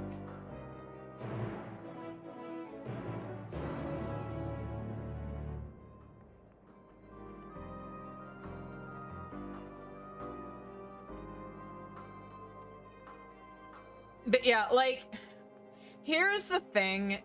If it gets warm enough for vegetation to get, or to grow, even if it's only for, like, a really short time, that does kind of imply that Garlemald isn't quite as cold as... Or maybe their winters are really frigid, but it's not as bad of a place to live as advertised. The way you hear some people talk about it, sounds like they got forced to live in the Arctic. Everything was built on an enormous scale, and with thick, cleanly cut stone, much like Amarat. Given what we know, these are no coincidence. Yeah, gee, I wonder why Emperor Solus, of all people, would model this empire after Amarat. It's so weird.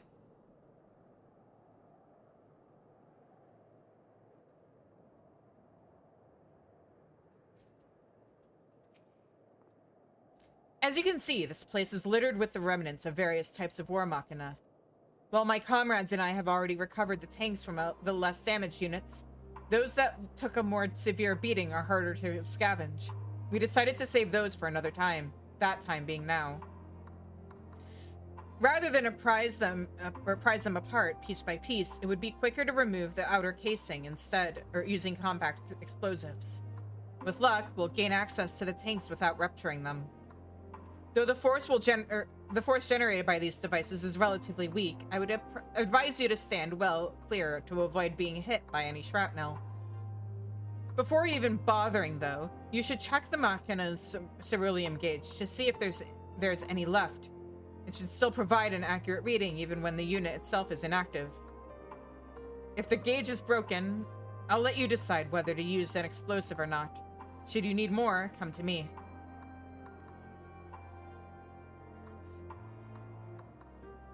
Understood. Let's get to work. Okay.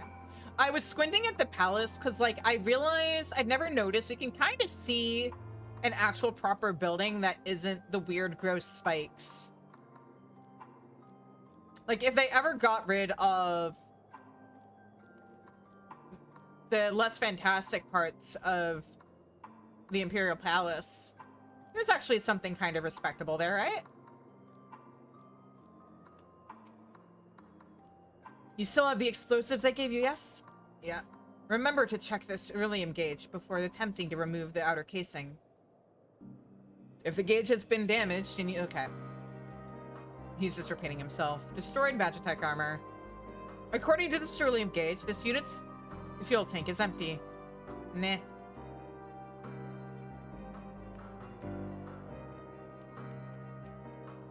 The ceruleum gauge on this unit appears to have been broken, giving you no way to determine how much fuel its tank may hold. Sure, it's worth trying. After successfully removing the War Machina's outer casing and retrieving the ceruleum tank, you find it to be completely empty. Damn it.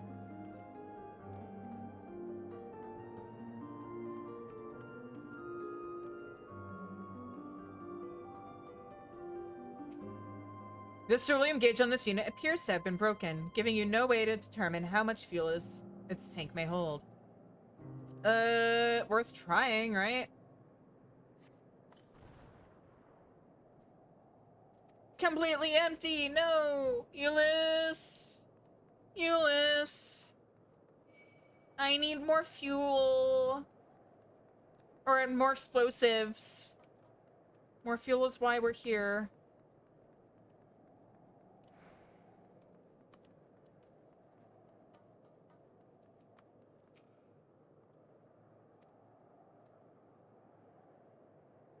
I have a fair amount of explosives to spare today, but tomorrow is another story. We can't afford to waste them on units with nothing to offer, so be sure to check the gauge first.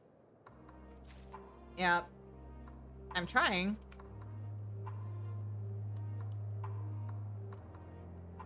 There's not anything in here, right? Yeah.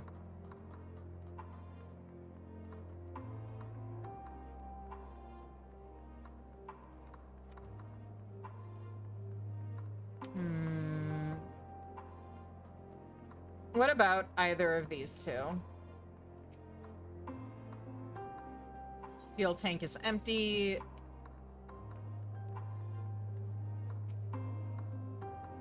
Ceruleum gauge in this unit appears to have been broken, giving you no... Okay. This isn't one I've tried yet, right? So...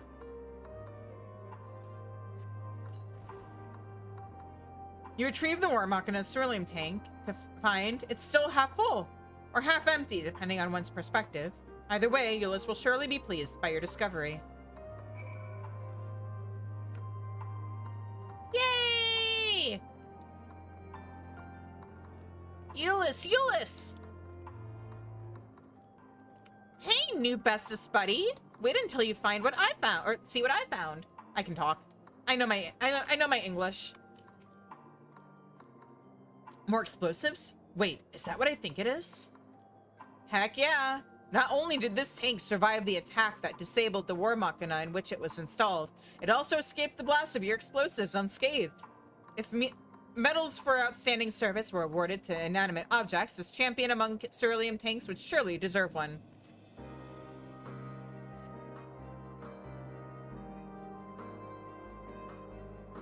You've done it again! Truly, luck is on your side. Yeah, and I totally definitely found it on the first tank or War Machina I found. With this, we should be able to refuel quite a few of our heaters. It's time we headed back. Wait here while I go and see how Alize and Elfino are faring.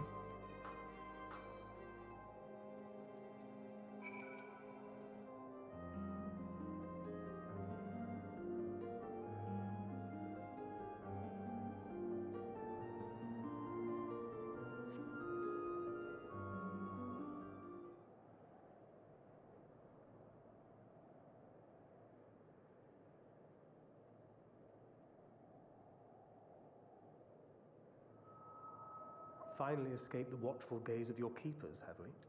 Thancred!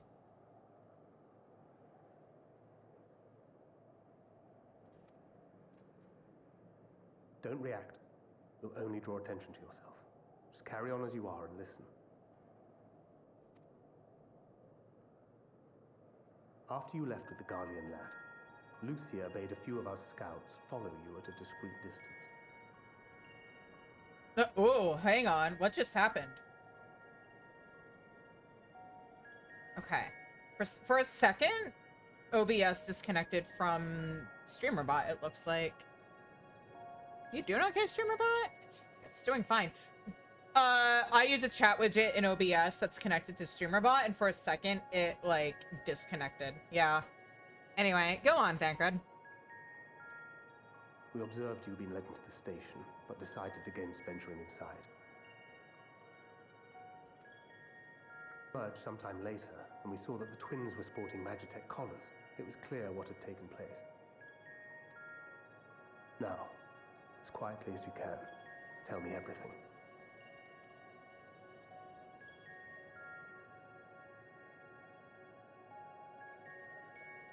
The Legatus himself, eh? Now there's a surprise. This is also the first I've heard of a plan to join forces with the 10th and storm the Tower of Babel. An interesting development, and perhaps the opportunity we've been waiting for. How Our so? comrades back at the camp also received some rather promising news, but it's still too early to get our hopes up. For now, keeping yourselves out of harm's way comes before all else. Whatever demands the Garleans make, indulge them.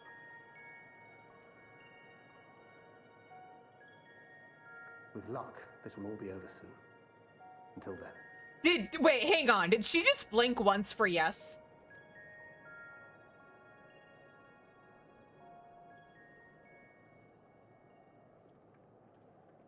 They had not gone far.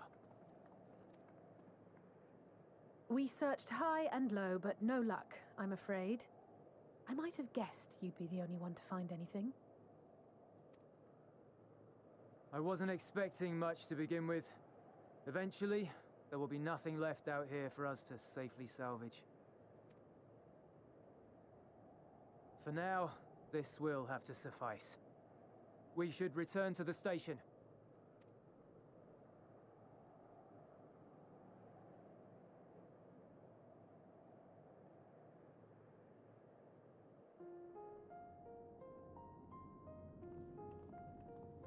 Ah, there you are.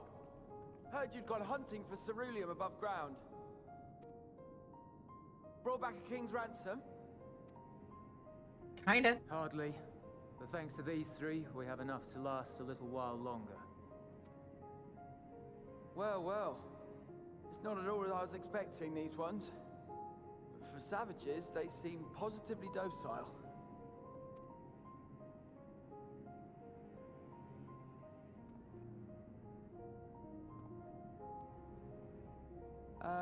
It's a poor attempt at humor. Mm-hmm. In all honesty, I'm grateful for your efforts. But even with another night of warmth, there are those among us who may not live to see the morrow. Yeah, jokes are supposed to be funny, right? I trust your expedition was fruitful. Yeah, huh? Lord Quintus!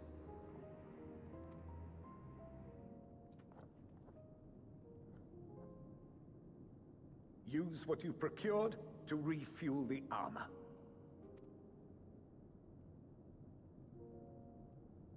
But, sir, what about the heaters for the camp?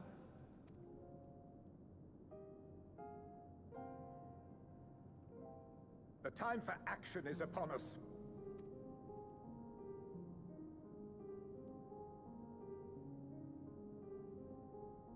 My men and I have matters to discuss.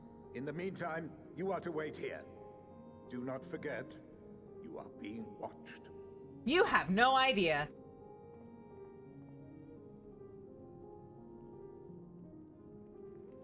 Also, what a fucker. Putting resources towards weaponry instead of keeping people alive. The time for action. What did he mean by that? I can only speculate. Clearly something requiring their magitech, given what we just heard. Whether they plan to utilize it now, or after they join with the 10th, is another question.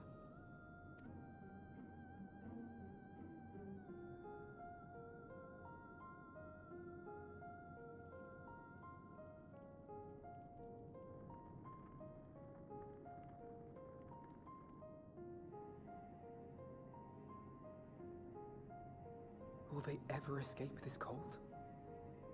Return to and reclaim the idyllic spaces of which Eula spoke?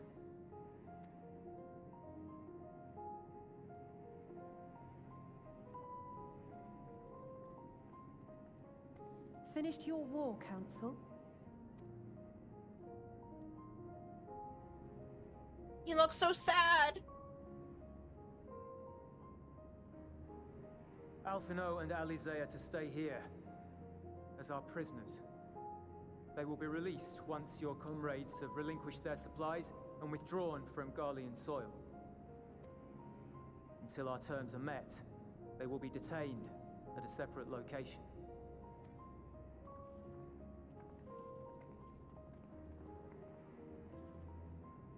After everything we've said and done, this is how you treat us.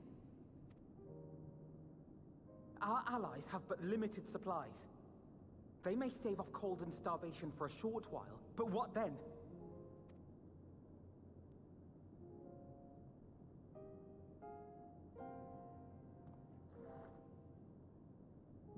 Oh, baby.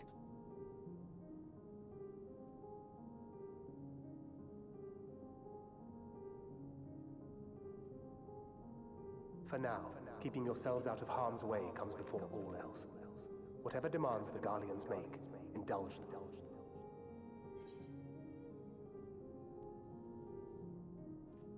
Guys, don't be reckless. Fancred wouldn't like it. Wink. Everything will be all right. Have faith.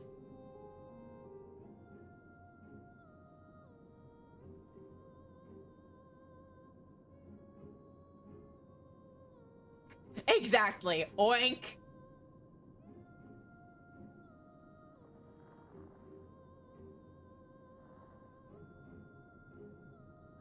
Get them out of here.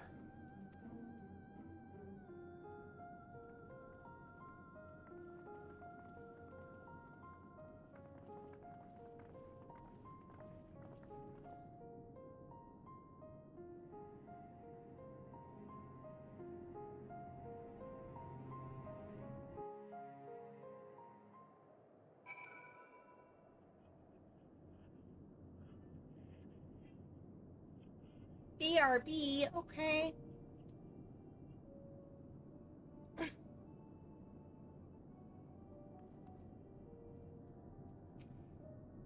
Alphino and Alizé will be fine, providing they do not resist.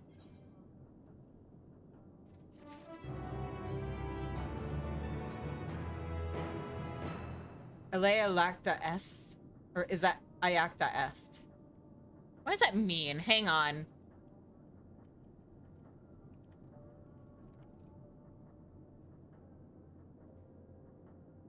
Oh, the die is cast. Okay. Once again, Euless has been entrusted with an unenviable task. Oh, there's an ad break coming. Hang on. So we're gonna wait. I might actually go and grab some... Do I want to grab food? Do I not want to grab food? Do I want to wait until after stream to eat?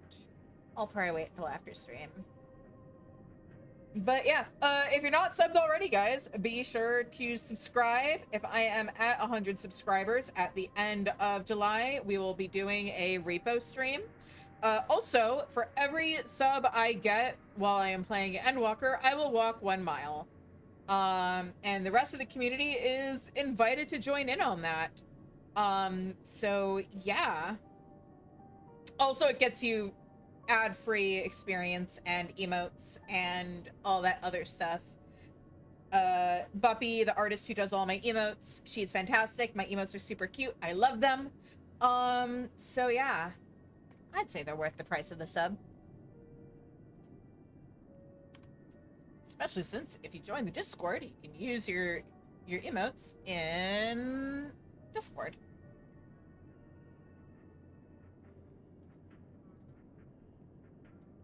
But yeah, in the meantime, I am going to get up and stretch my legs and stuff. I will be right back.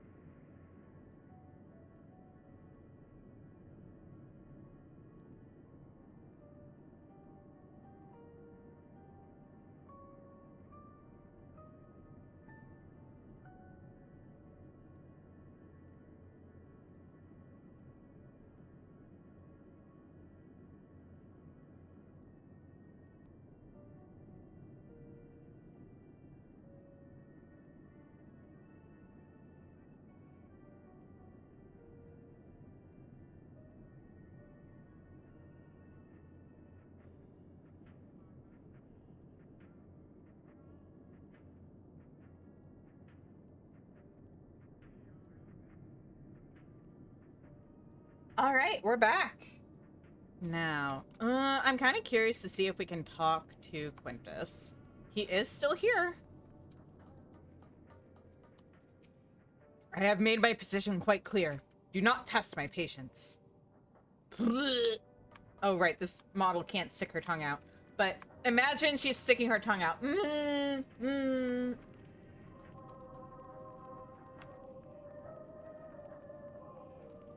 Hang on, I have to check something. Whoop, that's not what I wanted to look at. Is a certain someone? No, she's not online. Okay, boo. I was gonna tease Octavia by linking this Octavia who's mean to me, but Octi isn't on right now.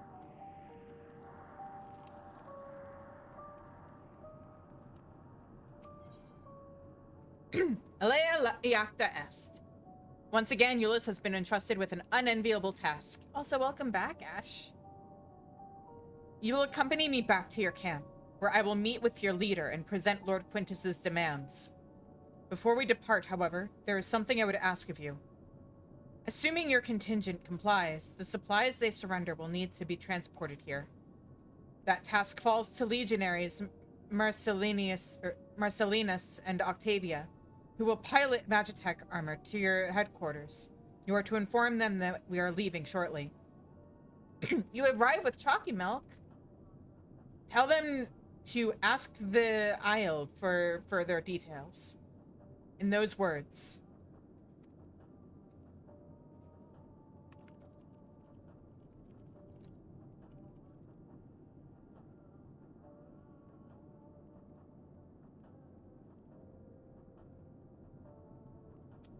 I tried to look up what Isle might mean in Latin, and the first result on Google is the Final Fantasy XIV subreddit, which should tell you something. Once you've seen to that, meet me by the exit.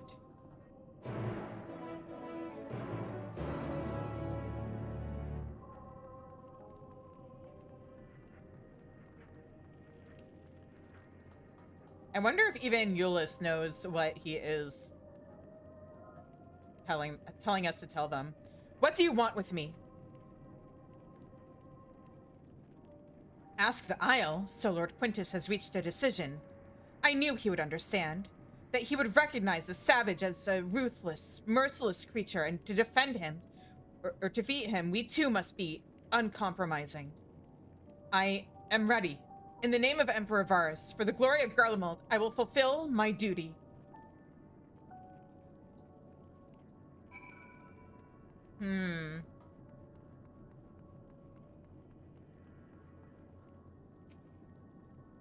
You again.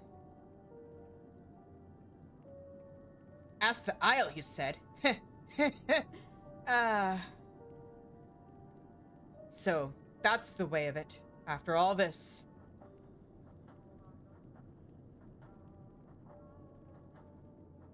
How ironic that you should be the one to deliver the news. If those are my orders, then so be it. For the glory of Garlemald.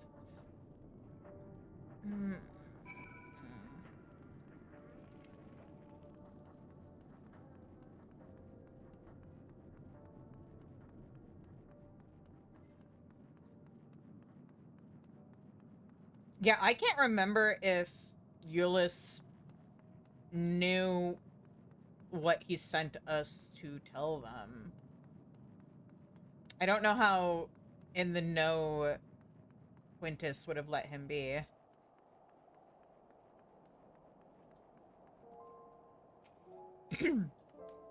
Have you done as instructed?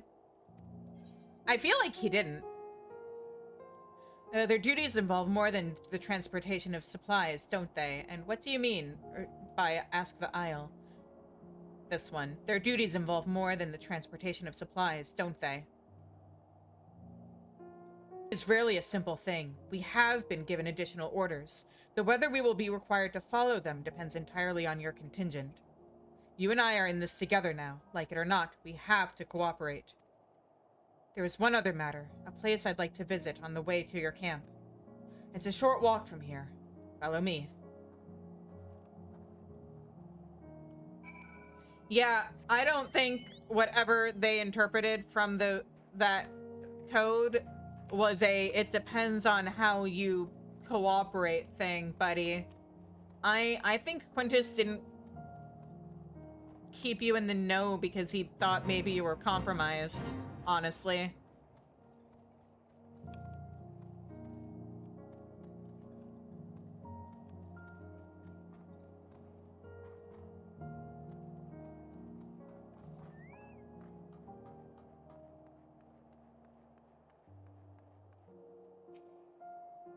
Give me a moment, please.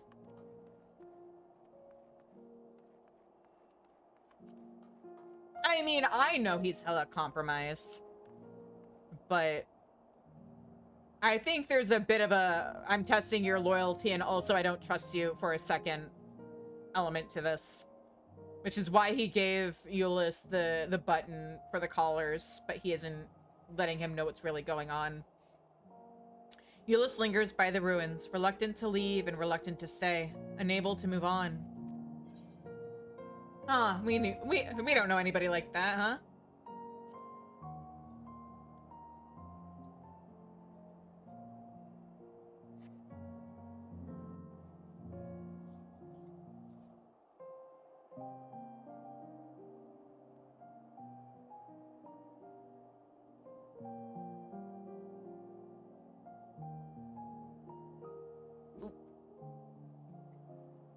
This is my home. Our home.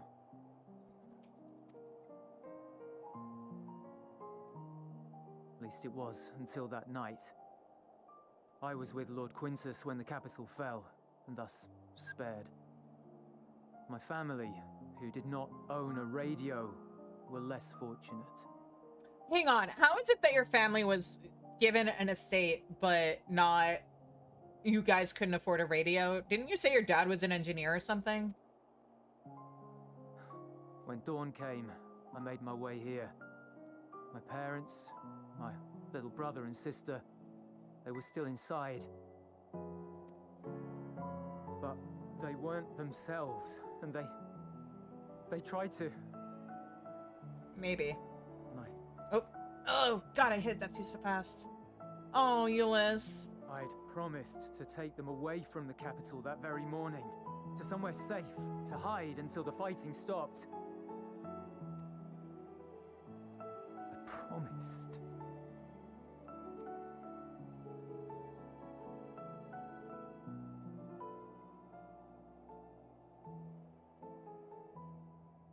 The Garlean flag bears a chain, the bonds between our countrymen. A red link at its center. The blood of the fallen. Our loved ones who lived and died for Garlemald.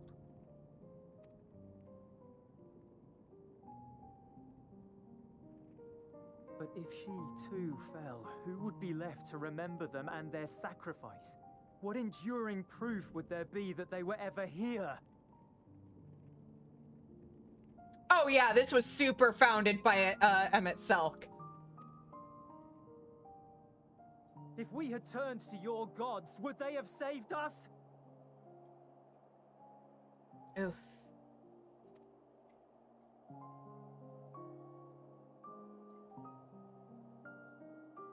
I'm sorry, forget I spoke. No, that is like one of his most powerful lines in the entire game, and I fucking love it. We should go.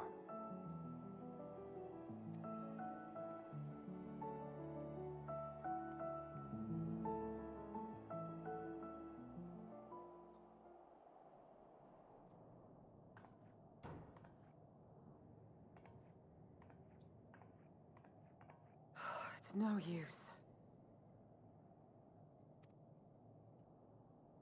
Believe me, I do not enjoy being here any more than you.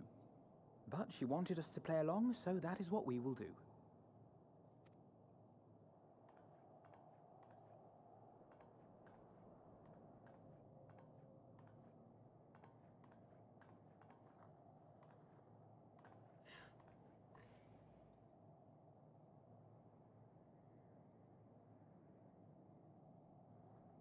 She scooch.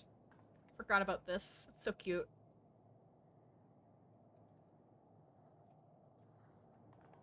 not like I want to cuddle with my brother or anything. Lean on him for warmth. Babaka. It's so cold.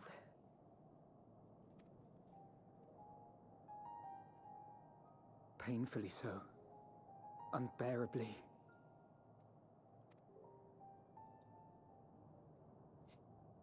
I've been thinking about what Quintus said. About why no one would accept Garlean rule. Irreconcilable differences. When coexistence isn't an option, only conquest remains. Varys at Gimlet said much the same. Only by uniting the world beneath a single standard would we rid ourselves of the Ascians. United as one people, one race cleansed of imperfections. But that's impossible. There's no such thing as anybody with without any imperfections. A cold and unforgiving vision. And when we fail to live up to their standards, what place is there for us in their world? Do you think Alize's hair is tickling his ear right now? But the truly sad, truly frustrating thing is how damnably similar it all is to the lofty ideals of Father and the Forum. Non-intervention. Always non-intervention. Protect our knowledge and our people, and to hells with the rest of you. And yet, I can see how it happened. Varys and Father looked to their elders for guidance and took their virtues as their own. But for this world was of their making. In who else could they place their trust?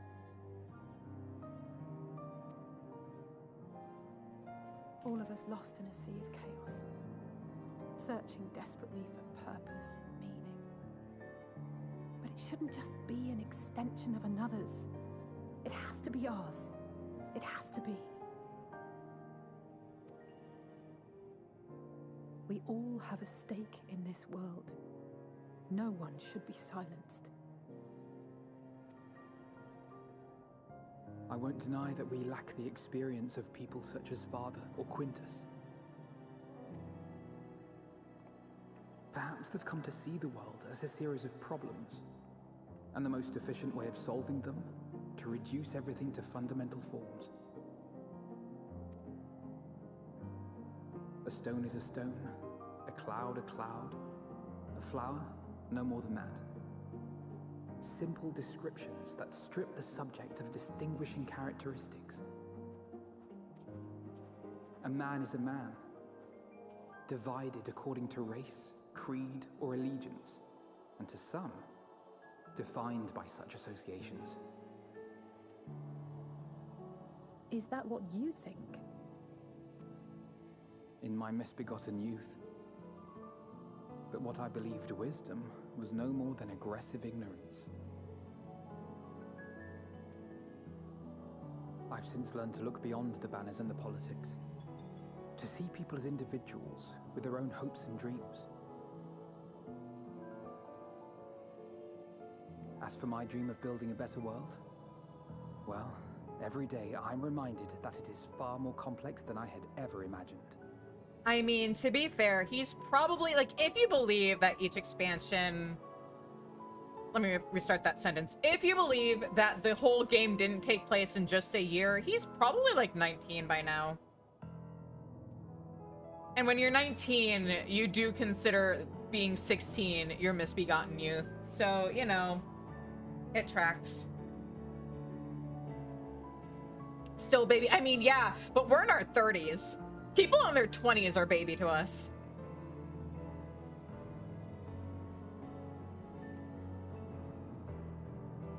But it only spurs me onward, to find the wisdom and the strength to see it through to the very end.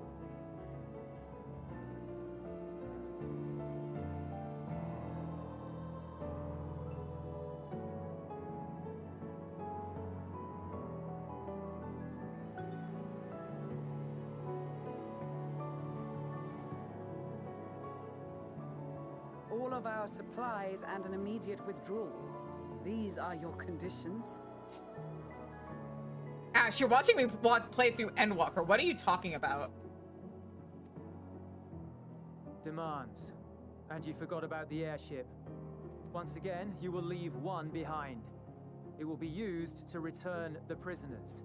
Their collars will be removed prior to the exchange.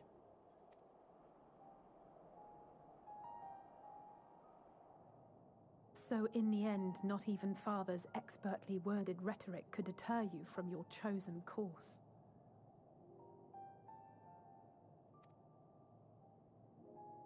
Huh? Not that I thought for a moment that it would. I've no love for violence, of course, but ours is a cause worth fighting for. I just wish he'd realize it too. Here's the thing that they're not taking into account. Which elders was Fortuno looking to? Because, like, how the fuck did he turn out the way he did when Louis is his is his father? And his kids both took after their grandfather, clearly. So, like, where the fuck did Fortuno come from?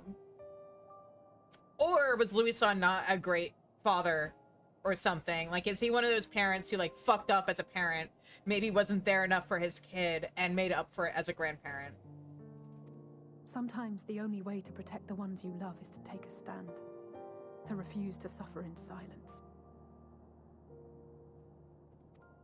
I want you to know I share your conviction. Whether it be on the battlefield or in the debating chamber, I won't back down. I guess what I'm saying is...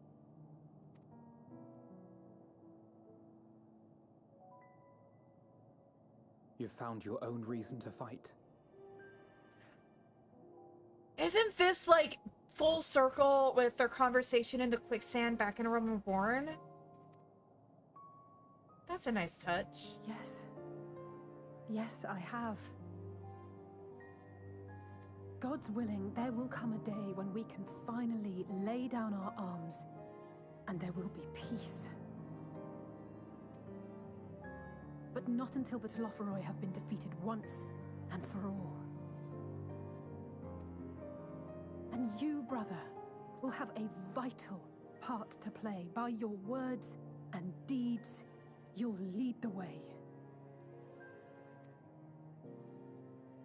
I pray I am up to the task.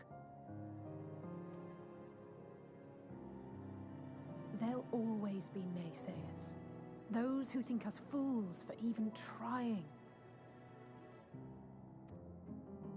It's easy for learned elites to criticize earnest efforts and assert their moral superiority, all without offering alternatives.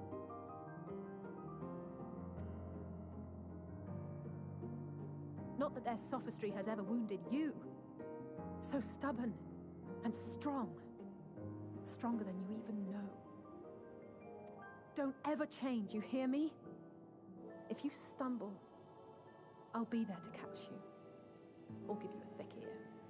Maybe both, for good measure.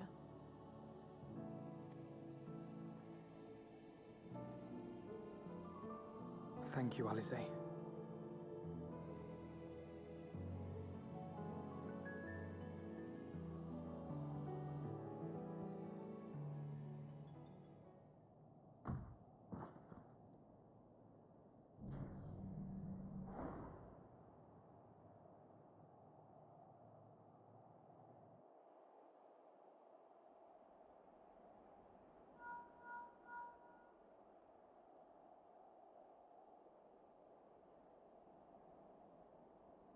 The scouts have secured Alize and Alphino.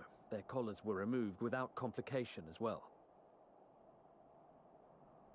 Gosh, I am significantly less concerned about what Fortuno would do to me, and way, way, way more worried about what Emiliance will do to me if she ever finds out about this. Please excuse me while I round up everybody here and swear them to a secrecy pact on pain of death, because otherwise it will be my death.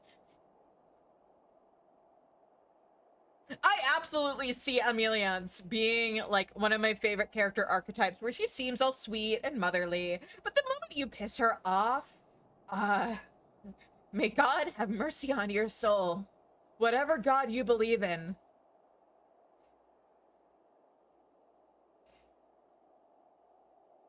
They report no casualties, not for their party nor the guards, who will wake from their premature slumber in due course. Well, that solves that problem. It would appear the situation has changed. I propose new terms. We have information that will be of great interest to Lord Quintus, and I wish to speak with him in person.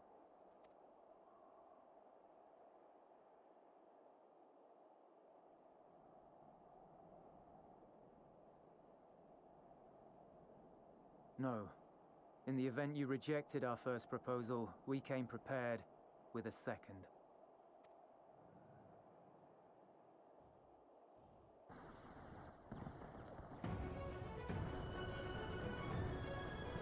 Ambush!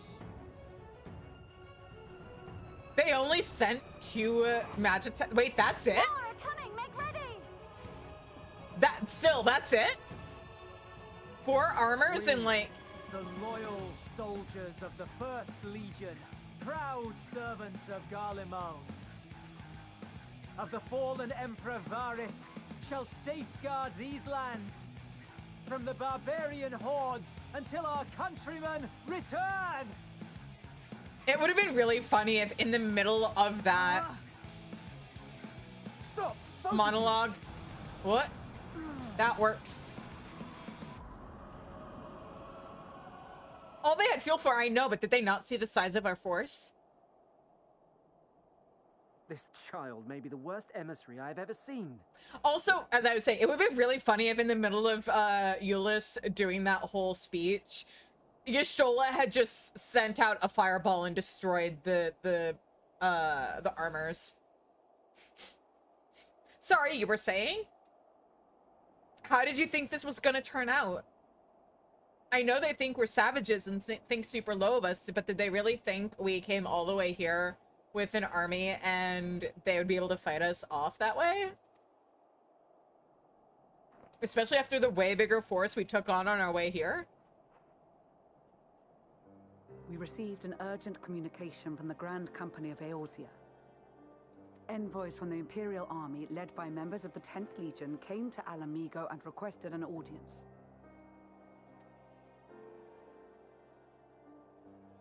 They explained that their efforts to coordinate the reclamation of the capital with the aid of the 4th, 5th, 8th, and 12th had ended in failure. Communication between most legions has broken down entirely. Most of the 10th's conscripts have deserted, leaving their forces severely depleted. That is why, unable to continue the fight on their own, they and their allies turned to the Grand Company of Eorzea for aid. Lies. Every word. It is the truth, and I have not finished. The 10th has requested that we deliver a message to Lord Quintus. Have the ill stand down.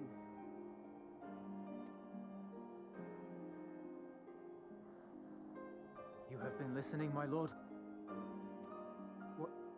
What are your orders? Oh, content warning. Guys, if a content warning for suicide, just gonna go ahead and spoil that now in case that's something that bothers anybody watching. That we will honor the 10th's decision.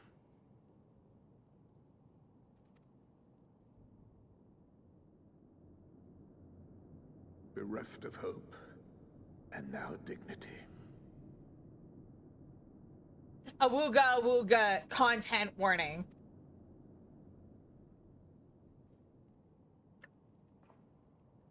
I release you from your duty. All of you.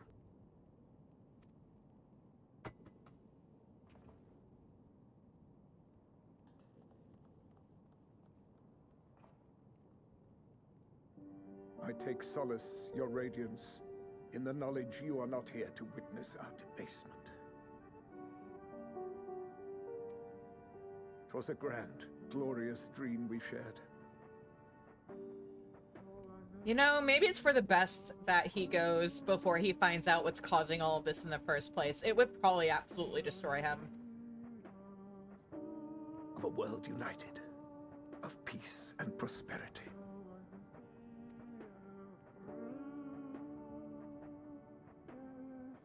We are ghosts, you and I, memories of days gone by.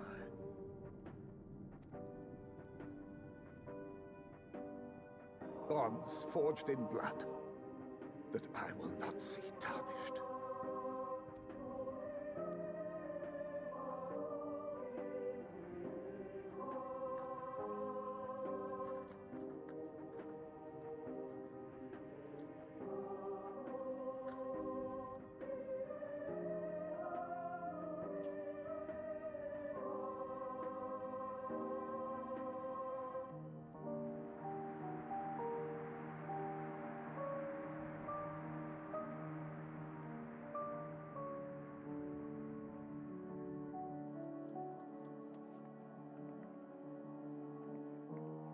Quickly!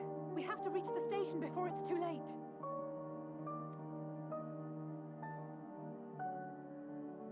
If there is still a chance that Quintus will agree to a truce, we must take it.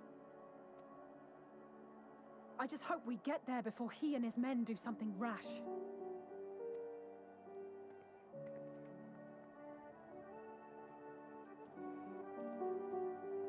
There's a reason in all my going live posts I have been including a content warning.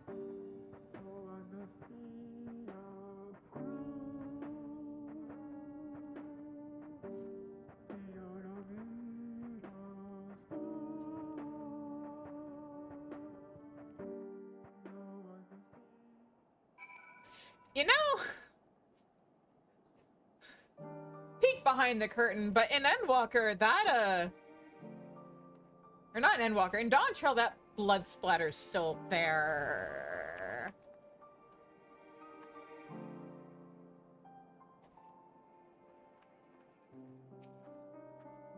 Thank goodness the 10th Legion decided to sue for peace when they did. We have been spared more senseless bloodshed, which is the last thing anyone, including the First, needs. Yeah, the stream's pretty close to ending because I feel like this is a pretty good place to pause things. From their perspective, though, the promise of reinforcements was their last hope, and now they have no choice but to capitulate to the invaders.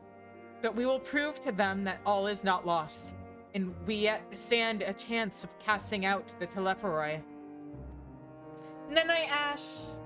See you tomorrow, hopefully. Even with their empire in ruins, the Garleans have not lost the will to fight. That strength shall serve them in days to come. There is yet life in this cold soil. That's really profound of you, Magni. It was a grave error not to post sentries farther from the camp. Had we seen the Garleans sooner, we could have slain them long before the truce was called. They engaged us of their own free will, and deserved to die a warrior's deaths. Even so, I have not forgotten why we are here, and I will stay my hand for now. Sadu, please. When the Imperials charged upon us, we were able to avoid any serious injuries on either side. In truth, most of the Garleans were in no condition to fight. Sunken eyes, hollow cheeks. It must have been a long time since they had a decent meal. I am sure they will be much more amenable to conversation with food in their bellies. I've just returned from guarding the airships, and now I've got to keep an eye on the captured Imperials. Maybe a bit of chit-chat will help lighten the mood.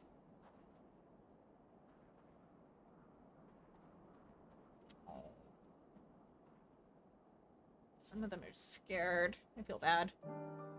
I mean, not super, super bad, but, you know, I feel bad about the circumstances that led to them being in this situation in the first place.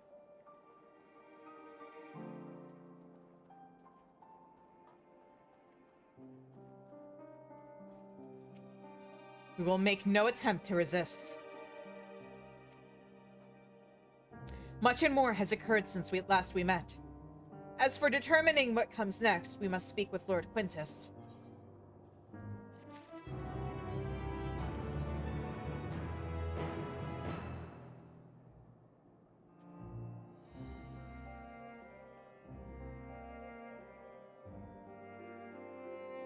I feel like... Hang on, let me see what the banner is for this. Oh, there isn't one. Strange bedfellows. With the immediate crisis averted, Lucia seeks to gain a clearer understanding of the present situation. Before we proceed, tell me what you know of the First Legion and the disposition of their forces. They're in real bad shape. They need ceruleum, they need food, they need medicine. They were preparing for war while the refugees in their care were left to go hungry? A reckless, short-sighted plan that risks the welfare of the people they are sworn to protect. Nevertheless, we cannot compel them to accept our aid. If we were to arrive in force with the intent to do so, we would only incite panic. But perhaps they can be persuaded to follow one of their own. Go with Euless back to the station and have him lead the refugees here. Some may be unwilling or unable to leave, but for the time being, I'll take what I can get.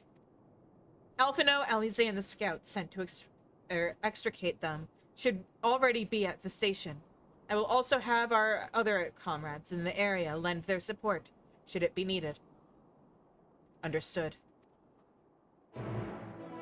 Hey, Euless, do you want to talk about it?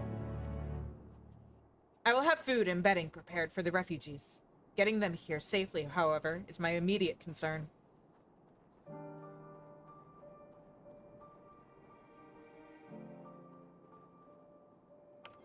Oh, I'll meet him there. I have. Oh, one of these might be... Well, I can get it done. Some of these might be... You know what? Good pausing point in MSQ for tonight, anyway. I will save the chain for last. Scouts must excel in keeping themselves hidden, but but when even their own comrades cannot locate them, there is surely trouble afoot. Please, a moment of your time. What's up? A friend who was sent out on a reconnaissance has been gone far too long, and she's not responding to her link pearl. Will you help me look for her? Sure. I knew you would. Let's split up. I'll search around the camp while you head for the lake.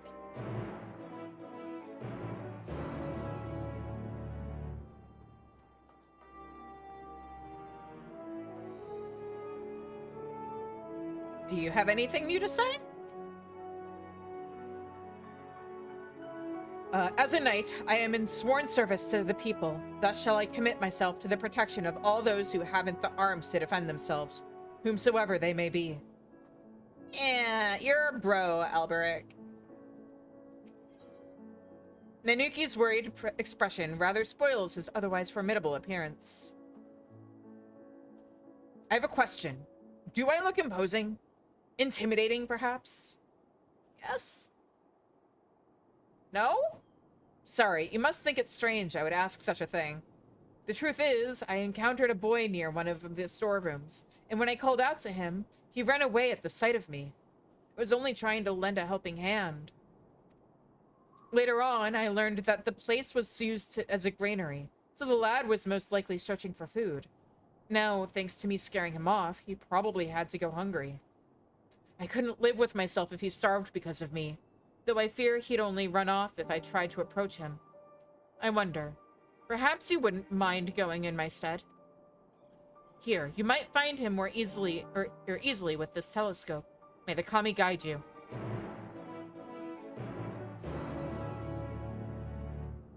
Ah, I see. So even though you're wearing, like, steppe clothing right now, you are probably actually from Doma.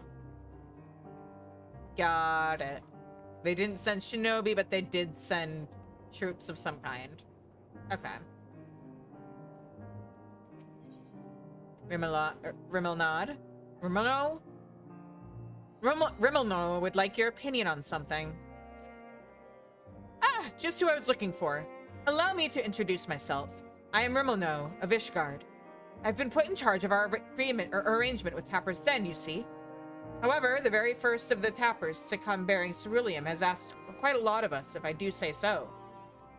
They wish for our help in getting Uterna Platform G up and running.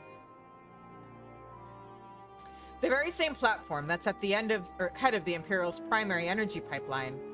What's more, he's a Garlean. I was convinced the only engineers left in Tapper's Den were from conquered territories.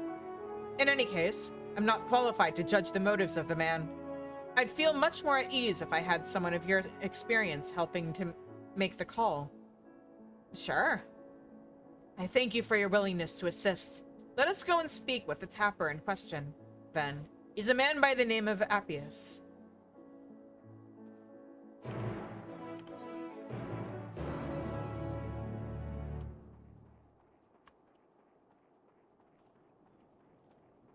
I'm pretty sure these quests take us all the way out over here eventually. Any new dialogue from you guys? You and the twins gave us all a good fright, you know. I reckon you'd be better off not going so far afield again. Wouldn't want you wandering beyond the earshot of my dulcet tones, would we? If you hope to benefit from my song, you'd best stay close. Never know when your spirits might be in need of a lift.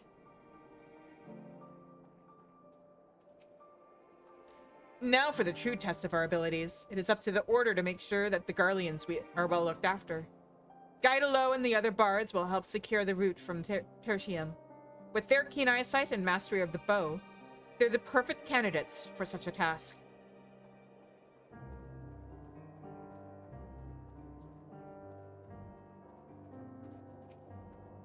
Oh, Shizune, I cannot tell you how glad I am to see you returned.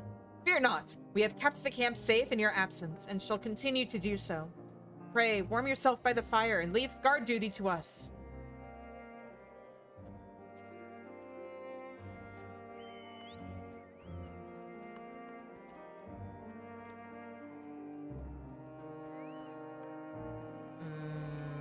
Wait. I wanted to go... Where are they? Oh, here we go. I got turned around for a second.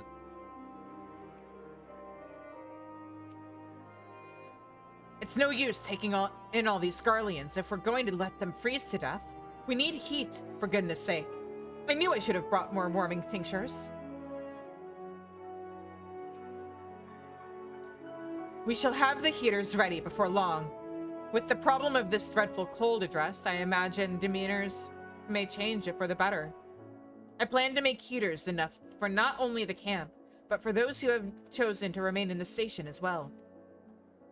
Stephanivian, you're a bro. More people at the camp means more bodies to keep warm. The smith's been scrambling to get enough heating for everyone, and we've got people searching for firewood in case it comes to that. Okay, well, I'm working on another solution, potentially. I suppose you must be the friend Rimmelnod, or Rimmelno, wanted to fetch.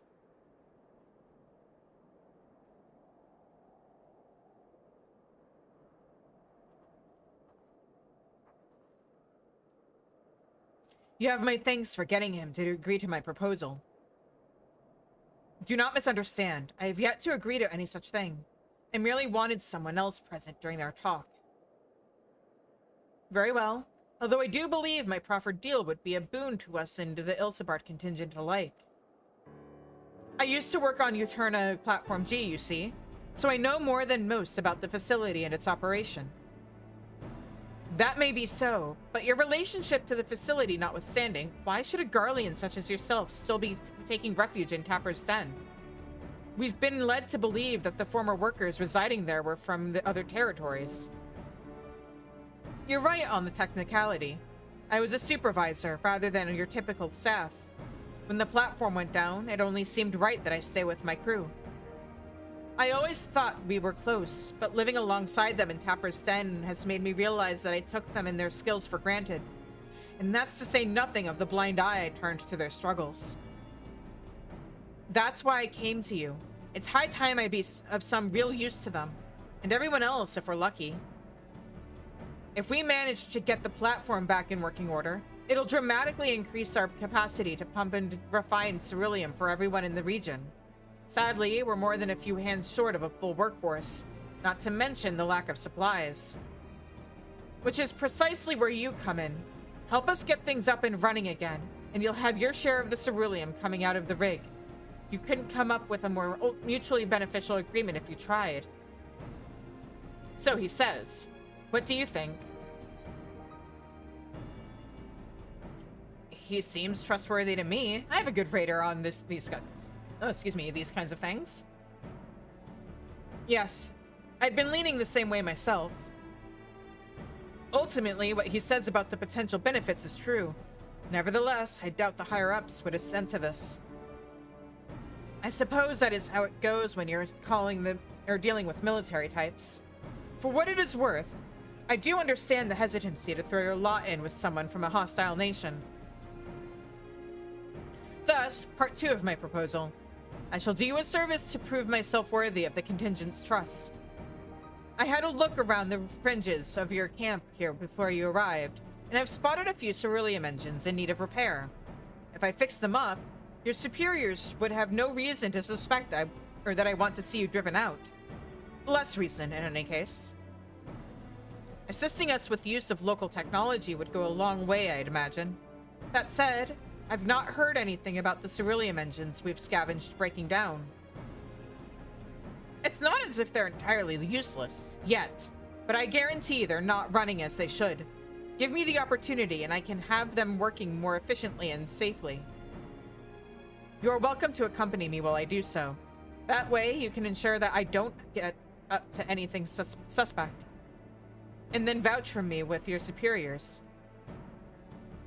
I have no objections. I trust you will sense anything amiss. I mean, I'll try. Let us begin with a proper inspection, then. We can get to work as soon as you're ready, Shizune.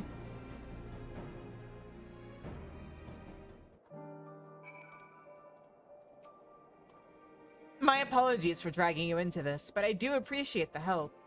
Keep an eye on him when you go out to inspect those engines. Though the ultimate objective is to get the engines running at full capacity, the purpose of this inspection is to work out what parts we'll need.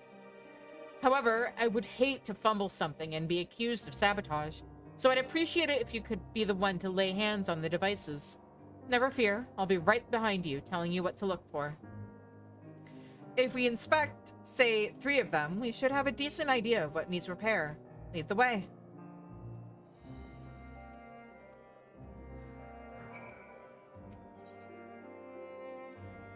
Remember, 3 engines in total. You do the touching.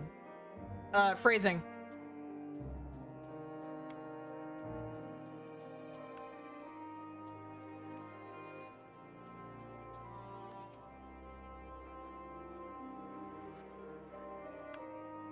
Alright, that's 1. What's the point of him following me if he's not even gonna, like, have dialogue? Hi, Maxima! News regarding the 10th came shortly after you first left with Euless. From that, we were able to deduce that the first were somewhere within the capital. We were, however, only able to verify this once you had made contact with Thancred.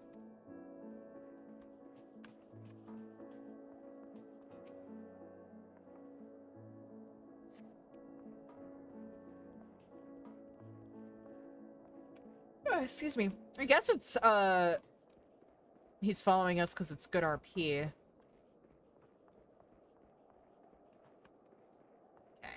So that's a Garlean stove, probably, versus this, which is, what, Ishgardian? Hang on. Let me check this design real quick. I want to see if this also has... They could add something on top that you could place things to cook on. Well, I guess this doesn't have anything like that either. These are purely just heaters. Okay. They kind of look like the ovens that you can make for housing.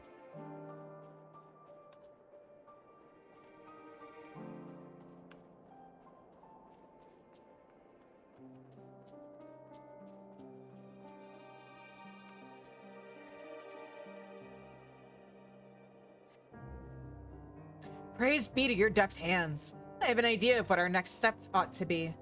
Though perhaps it would be best to appraise Rimono of our progress first.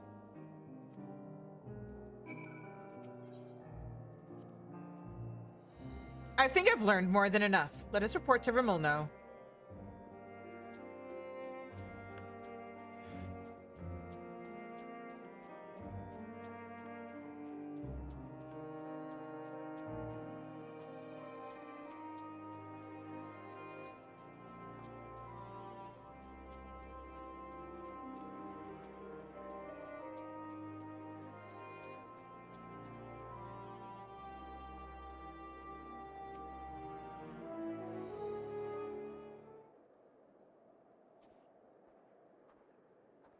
How are our engines?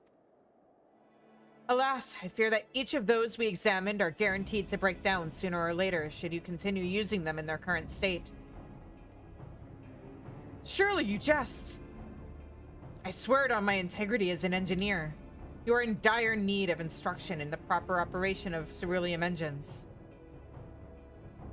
You saw the little lamp light up when you touched the switch, correct? That only illuminates when there's an issue with the engine. They were switched off for want of fuel when the settlement was abandoned, no doubt, which prevented them burning out, only to let them freeze solid instead ere your lot turned them on. From the state they are in, I can only assume it didn't occur to you to warm them up first. I noticed you had heating technology of your own, but it will do you no good should the engines to power them break, will it not? Or now will it? You have nothing to lose and everything to gain from my assistance.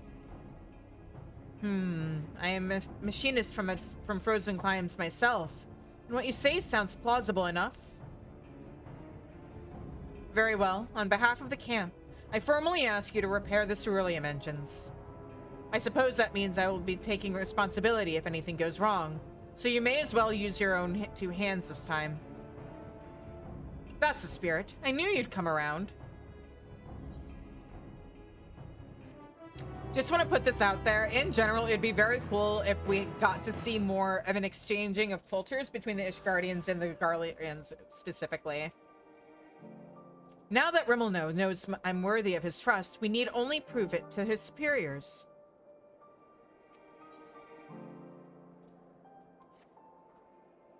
Ere you become even more excited, will you indeed require additional parts to perform your repairs?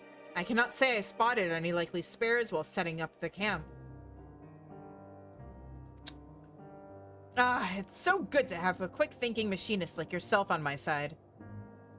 No amount of flattery will convince me to take you to my superiors ere we have physical proof of your good intentions. Now, focus, please.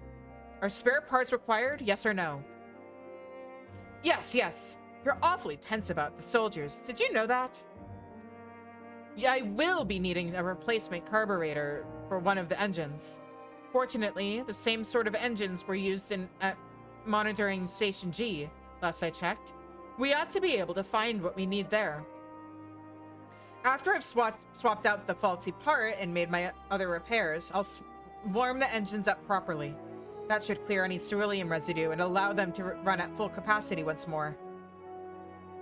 With that in mind, I want to start taking things apart. Can you fetch the carburetor for me? Do you even know what a carburetor is?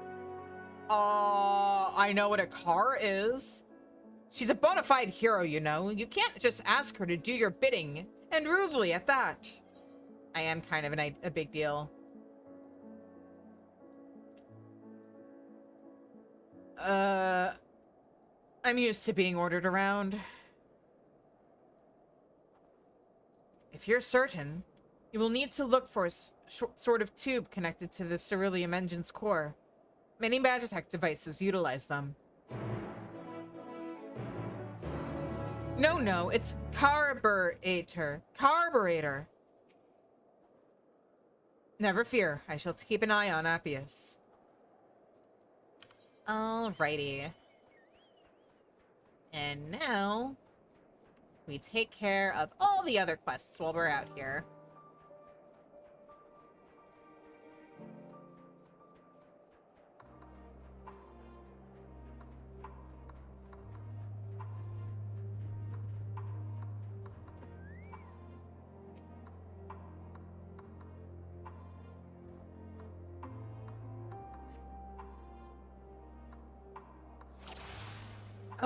right.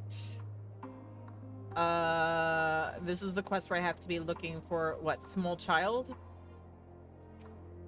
Here we go. Oh, see, when he said boy, I thought he meant boy, not young lad.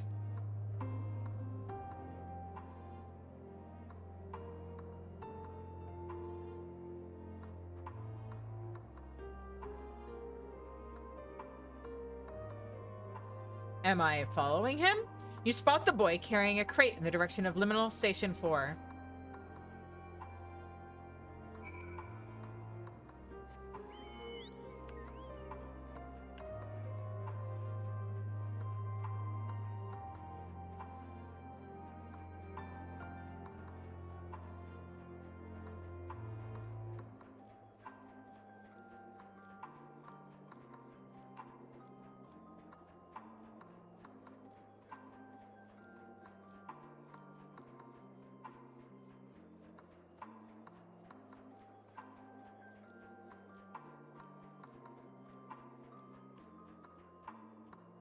Ah.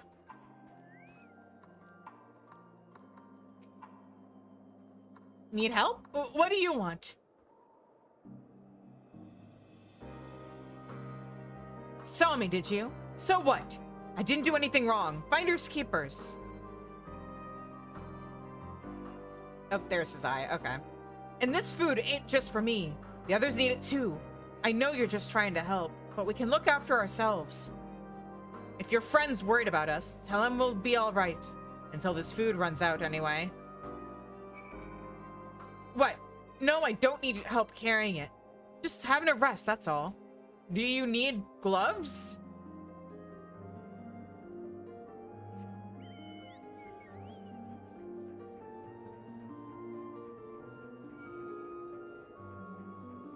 No, go away. Leave me alone. I'm innocent. Innocent, I tell you. Okay. See, it worked.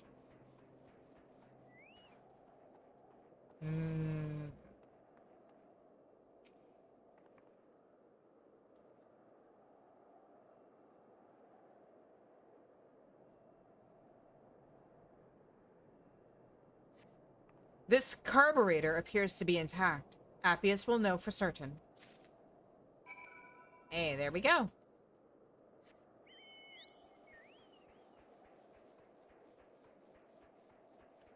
Right, well. One moment.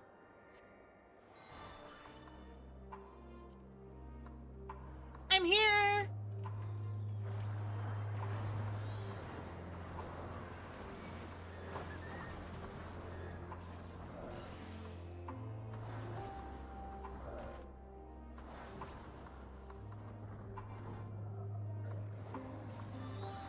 How do you like that for timing? Ugh. Thank goodness you're here. Never mind me. This man is in desperate need of aid. You all right, buddy?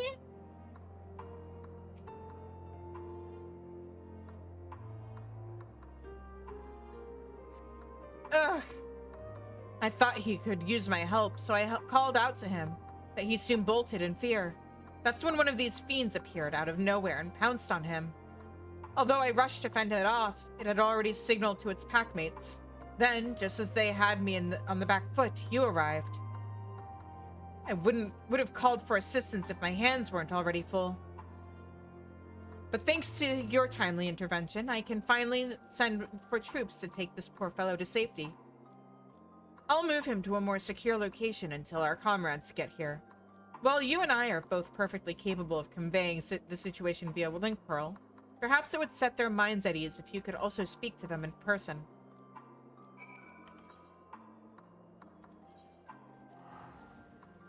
Okay, and return. Oh, look at that. An ad break. Okay, fair enough.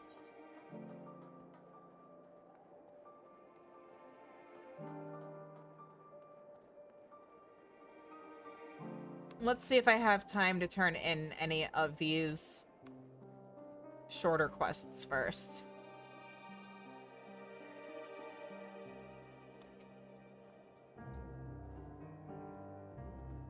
Gods be good, I'll dispatch troops at once.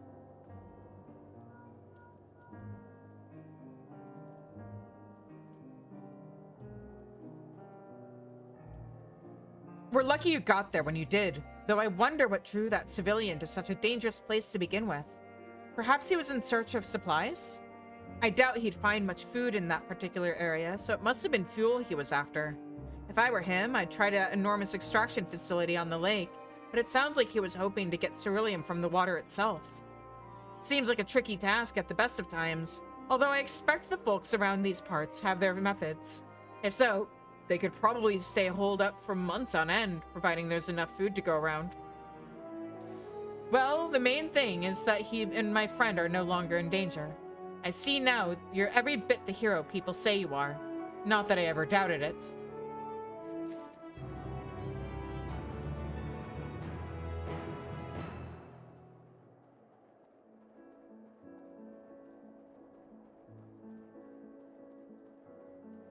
Okay. I'm afraid to touch anything now because there's probably going to be an ad break soon. And by probably, I mean we got the 1 minute. Oh, there it goes. All right.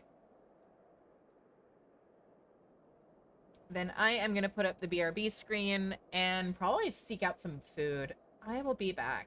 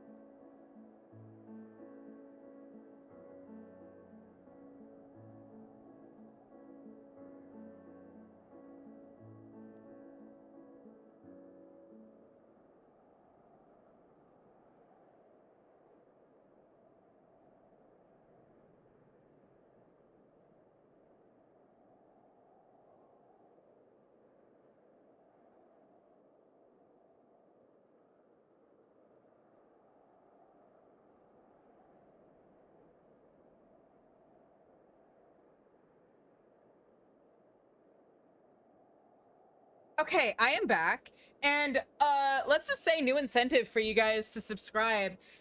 Did you know subscribing to me gives you access to the snack bar in the Discord, which is my sub-only channel, where I show behind-the-scenes stuff, and I've got some behind-the-scenes stuff to show off to you guys soon.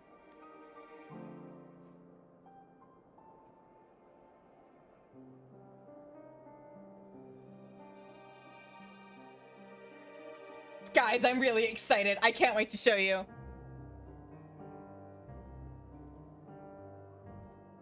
I mean, it's something that you will see during tomorrow's stream. But if you want a sneak preview, be sure to subscribe and check out the snack bar. Anyway, hi Minuki. Did you manage to track him down? I did. That's a relief, though his outright refusal of our help is concerning. We came here with the best intentions, but barely a moment's consideration for how the people of Garlemald might feel towards us. I suppose it's only natural they'd be wary. If they won't accept our aid, we can still make their lives a little easier. We'll start by making the area around the granary safer, so they can gather food whenever they please. Here, I'd like you to have this for giving me peace of mind. Oh yeah, speaking of me being given things, hang on. Viper. That is in fact a gear upgrade.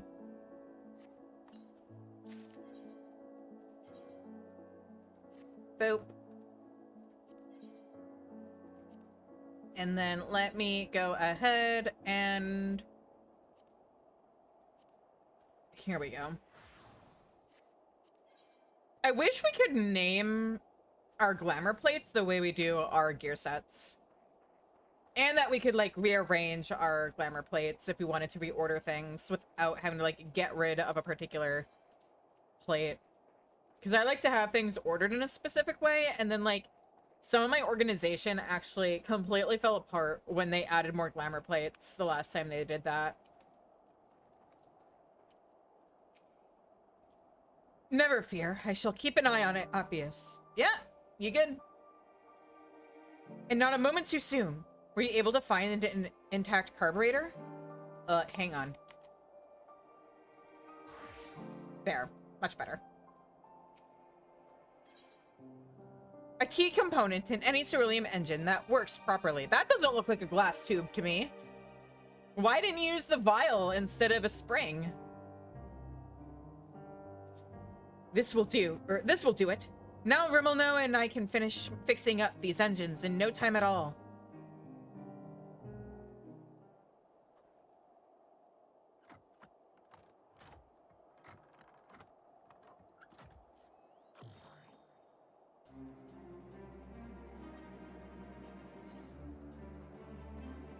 There, everything's in order.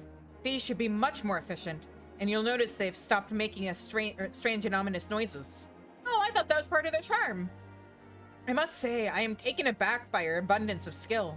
Allow me to thank you on behalf of everyone here at Camp Broken Glass. Oh, the pleasure's all mine. Happy to be of service. You do seem genuine about that. Tell me, do you have some sort of connection to Camp Broken Glass? In a way. I hail from Lateram, as it happens. It was a village here, precisely where your camp is now. It acted as a checkpoint for those visiting the capital, but it was also home to the Rig's workers and our families. Obviously, much has happened since at last I could call this place home, but in my heart of hearts, it always will be. I must apologize. We're effectively occupying your home, yet placed the full burden of providing good faith in our dealings upon you. Oh no, I couldn't blame you for that. We hardly had a viable alternative to abandoning Lateram, knowing we could never defend ourselves against wandering bands of maddened soldiers. But that reality is no more your fault than ours. Even if you vacated right this instant, I doubt any of us would return. We simply don't have the resources. Until your turn on Platform G is back in working order, that is. Truth be told, your presence here is what has me daring to hope. If you agree to help me now, there may come a day when the other survivors and I can come home. Fury above, I certainly can't turn you away now. And you've proven yourself with your work this day. I've no lingering qualms about approaching my superiors with your proposal. Truly? Oh, I could kiss you. Ayo?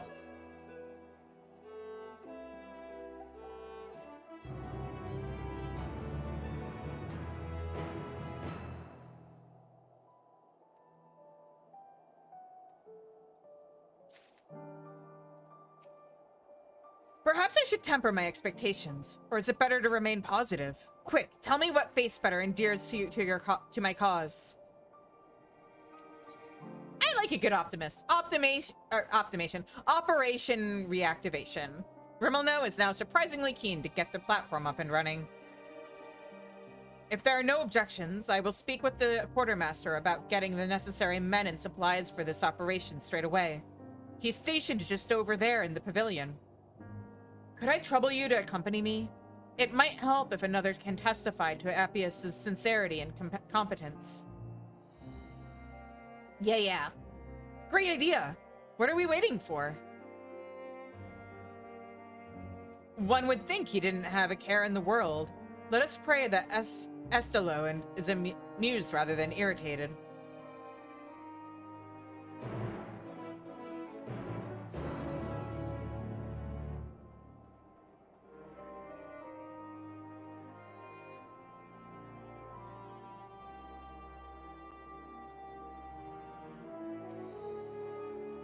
Whew! The nerves are really setting in now. This is the quartermaster, Estelo. Have you two not met? No, I'm with the Flames, actually, so probably not.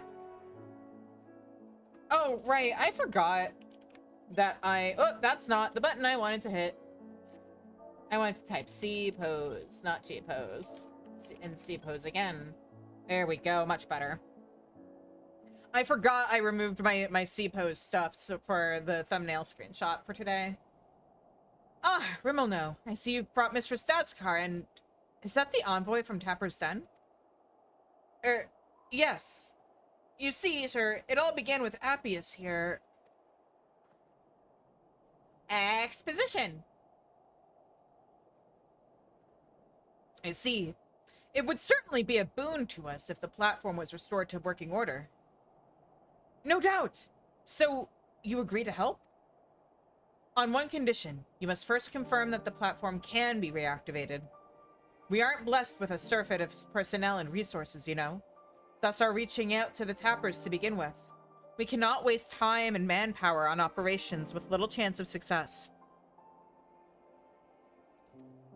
Rimmelno, you are tasked with assessing the current state of Yoturna Platform G, as well as the precise resources we would need to commit to reactivating it. I shall make my final decision on how to proceed only once I am fully abreast of the situation. Yes, sir. In that case, Shizune and I will accompany you. Sure. You really ought to stop making decisions on Shizune's behalf, but I would be glad for the company. You probably need me for protection. Meet us at your turn with Platform G, if you would. Appius can help me carry the equipment.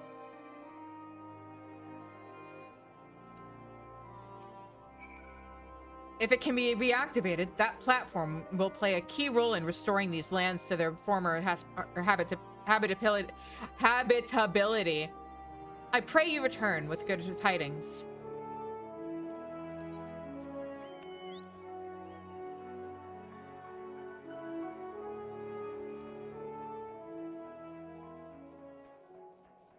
Okay, time to waddle off. And while I waddle, I am going to take at least a bite of my sandwich.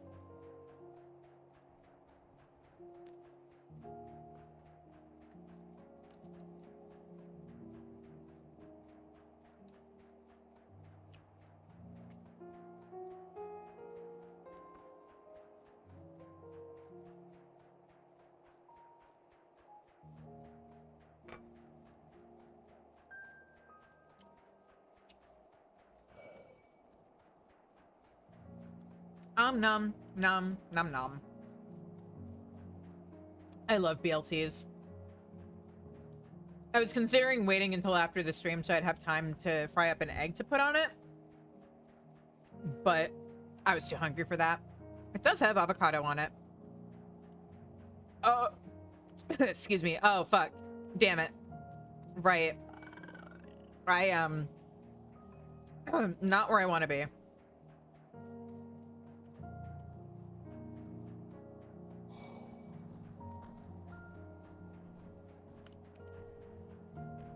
I'm pretty sure I want to be on the platform, not under it.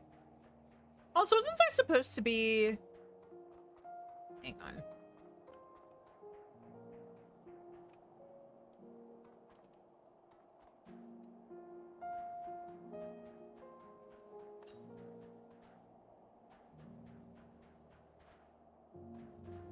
There's supposed to be a ether current somewhere around here. Am I wrong? I was wrong. I just missed him, apparently. I'm pretty sure there at least used to be an ether current around here.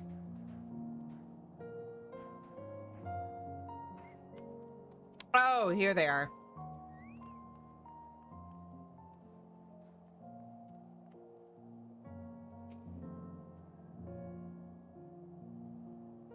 This is an Imperial facility, to be sure.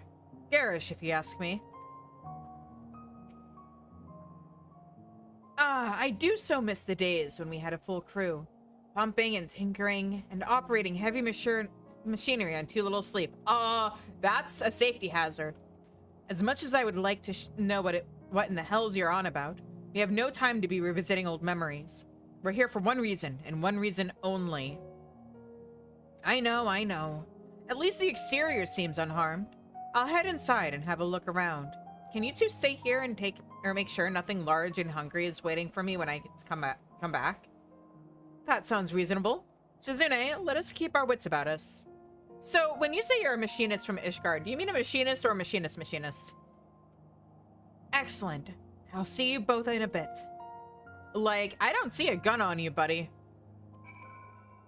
Or the lunchbox.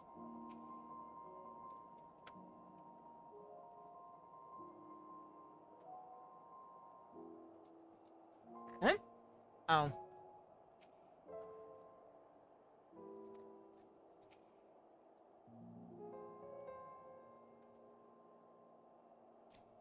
Right, this is one of those quests.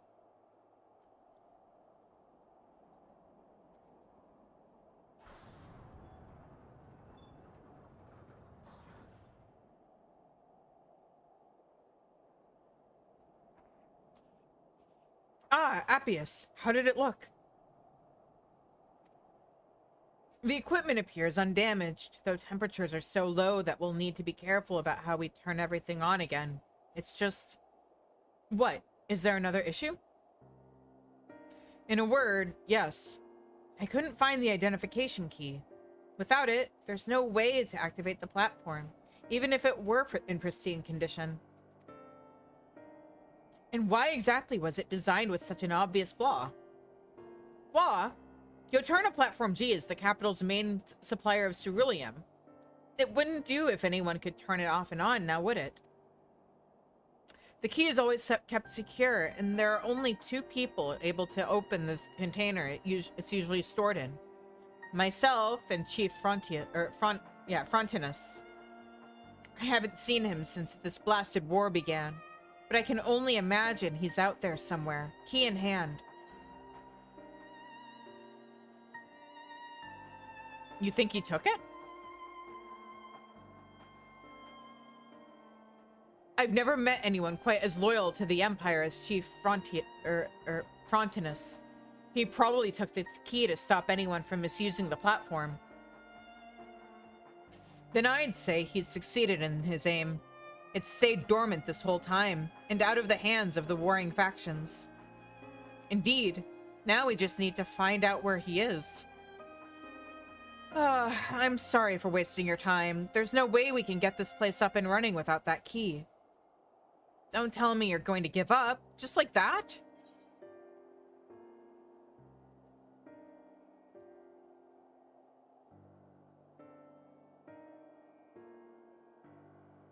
Let's find another way to activate it. Not after I found a carburetor for you, you don't.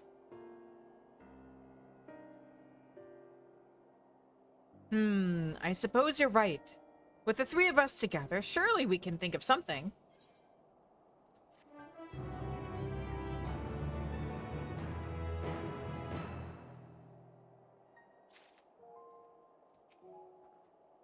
I appreciate your optimism, but how are we going to solve this problem? Rimmelno has precisely one solution in mind, which is notably better than zero. Is there really no way to bypass the mechanism that the identification key interacts with? What exactly do you mean? I work at the manufactory in Ishgard. I once watched my superior, as is his way, dismantle a Magitech armament and put it back together again. He succeeded in bypassing the verification mechanism required to activate the machine by rewiring it. I was wondering if something similar wouldn't be possible with the platform. I mean, your boss is here. Why aren't we asking him? That's something a second-rate thief would do. Well, beggars can't be choosers. Save your chief engineer appearing out of thin air. It's likely our only option. You've got a point there. And far be it from me to turn down a proposal from an esteemed colleague. I'm so glad to have you at my disposal. That's the spirit, I suppose. I shall return to camp to inform the quartermaster of our plan. He should be willing to spare an external power source and a few other tools if I vow to return them soon. Perhaps even perhaps even some extra pairs of hands. That leaves me to open up the control panel and rearrange a few things before Rimmelno returns. In the meantime, I'd thank you to keep an eye out for anything that might eat him on the way back. There were never so many beasts around here before, but they must have gotten comfortable without us traipsing back and forth across the ice. A little too comfortable, if you ask me.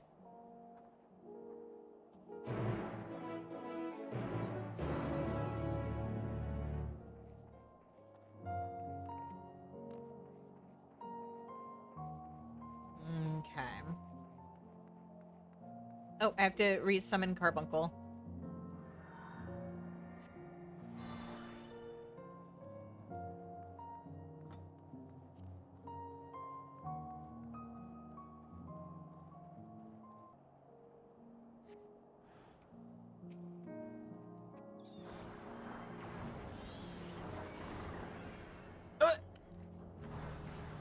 Uh-oh.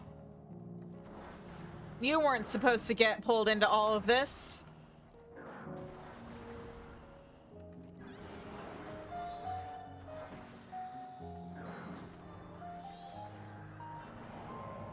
Oh.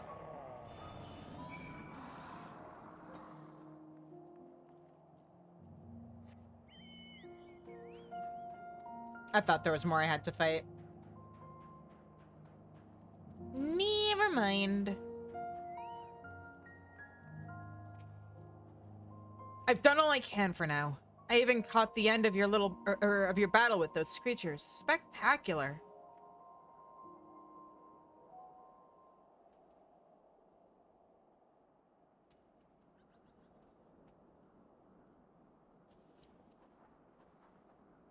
Ready to get to work, I hope? Of course. Excuse me. Of course. All that's left is to engage in a bit of Ishgardian skullduggery. I'm not sure I care for that turn of phrase, but very well. We'll attach the power devices, which should allow you to utilize the control panel. Thrilling!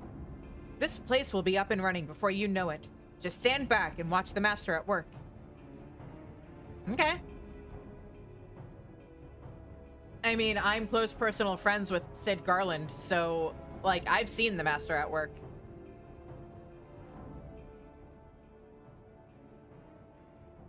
And Nero was there too!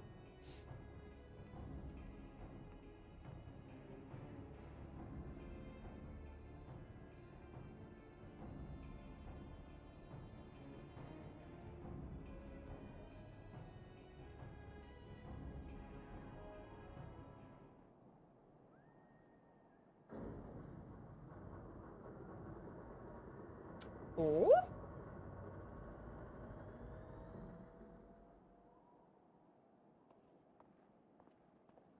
It worked, yes?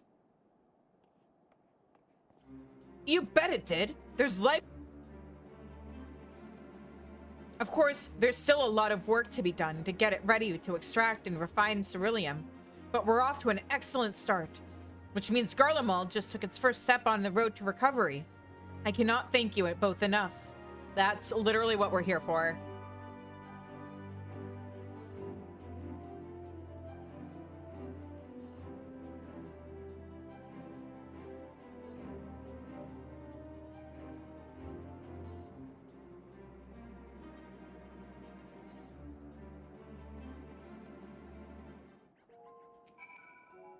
I'll be fine that, bleh, I'll be feeling that thrill for days. Fortunate am I to have such brilliant new friends. I'm pleased that this plan was a success after all. I appreciate you seeing it through to the end. We can leave the rest to the engineers I brought with me. They're more than capable of keeping the place operational until we're prepared for the next phase. Now, let us all return to camp and inform Estelo of our triumph.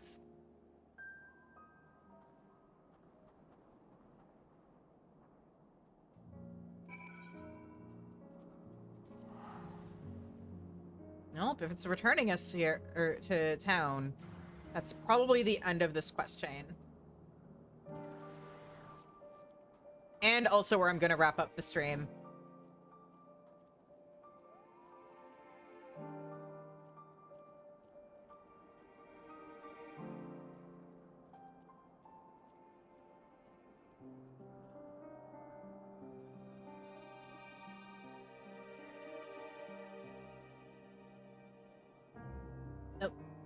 Here we go. Ah, good to see you again. I was just wondering when I might hear how you had fared on with the platform. We fared really well. And it seems I don't have to worry, it seems I won't have any longer to wait. I trust your eagerness is a sign that you had some success? Yes, sir. We were able to access the platform's controls and confirm that it is operational. There are still adjustments to be made, but I imagine it won't be long until it's fully operational. Splendid! If the camp can secure a stable supply of energy, we can begin rebuilding throughout the region. It will doubtless give succor to those in Tapper's Den and the capital proper as well. One of our goals when we first came here was to improve the lives of those that will call this frozen land home, and you have made a great contribution toward realizing that ambition. Thank you, sir. I certainly wouldn't have made it this far without your genius. The days when Garlemald looked forward toward a brighter future seem so distant now that the snow and frost have reclaimed their dominion. But I, for one, am ready to embark on the same journey that my ancestors once did and build a new home around the warmth of ceruleum flame. I am certain that when the time comes, I shall be proud to know that I worked alongside you. They're bros! Maybe more than bros. He did say he could kiss him. I must thank you as well. You have taught me to listen with sincerity to the words of those who I would otherwise have unjustly scorned.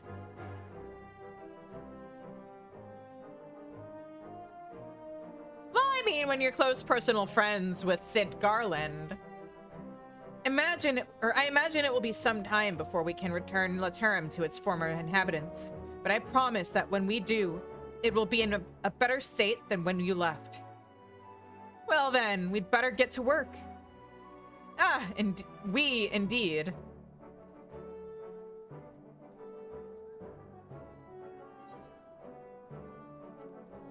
Yay!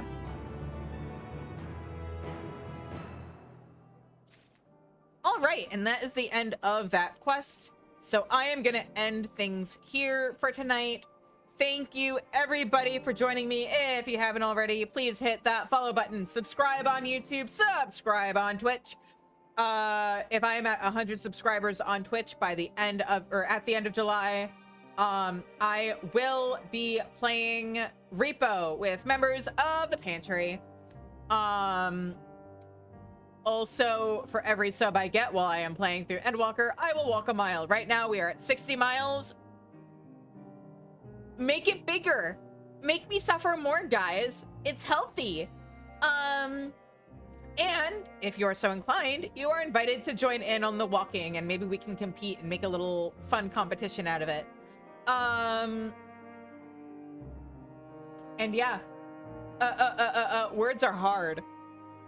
Oh, right. I'll be back tomorrow at 7:30 Central with more Final Fantasy XIV. As we continue through Endwalker. And then also Friday at 8 o'clock Central with Friday Night Writes, which is my writing stream. Chill writing, Pomodoro timer. We hang out. We have a good time. It's nice. And then Sunday will be more Final Fantasy XIV, starting at 4:30 Central. And yeah, in the meantime, be sure to join the Discord. That's the best way to keep up with what's going on with the channel, including behind the scenes stuff. And if you are a subscriber on Twitch, like I was saying before, you will also have access to the snack bar, where I will share even more behind the scenes stuff than what people in the general Discord get access to. You can also follow me on Blue Sky and Tumblr. I am Shizu Cheese in both places. In the meantime, let's find somebody to raid.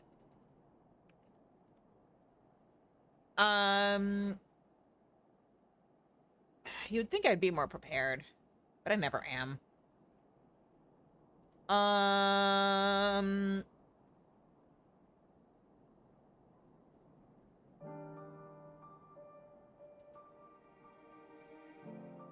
You know what? Let's raid Zito. And let's wait a minute. Yeah. Yeah. Let's raid Zito. He's doing art.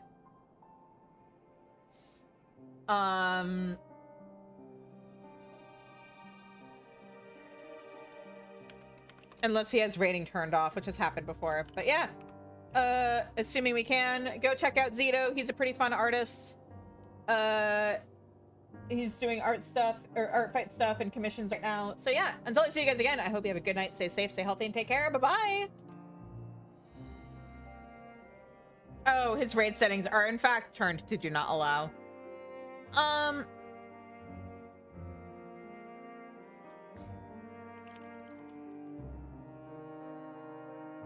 Okay, who's raiding or who's streaming Final Fantasy XIV tonight then? Luca! No! This brat. Down.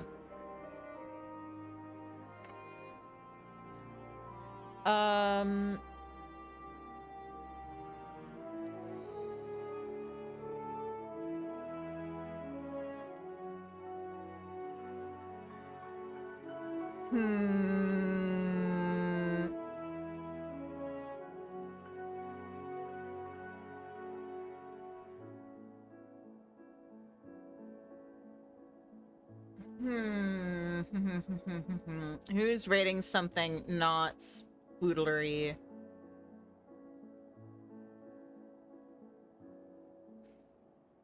Oh, somebody's doing POTD. Okay, let's raid. Perhaps. Let me just take a little peek at their channel.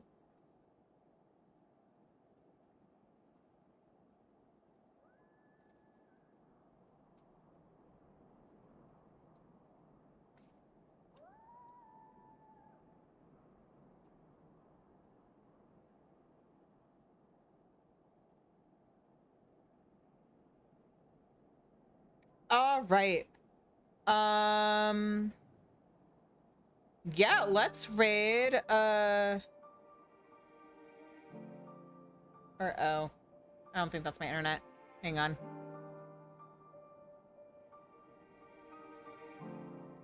Maybe it is, but it looks like they're having some lag issues. Somebody's doing mob tomes.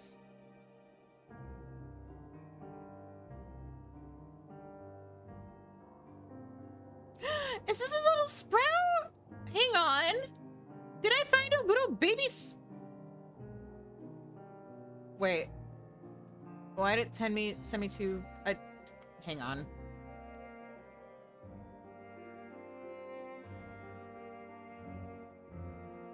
No, show me the sprout. It took me to the wrong stream.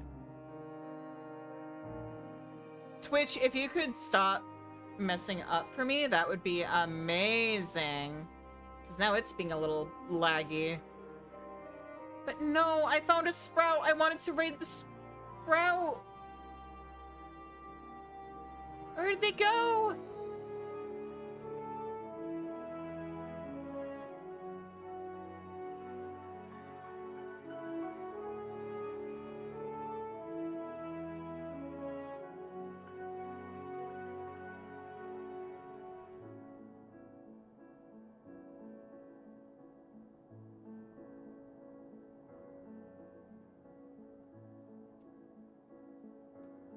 Man, it was somebody whose stream title was just straight up the sprout emoji.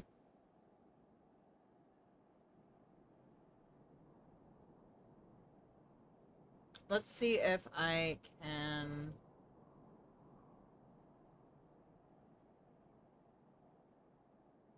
find... Oh, here they are. Yeah? Yeah?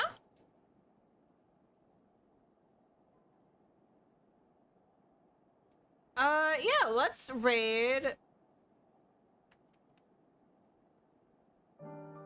Vashwave.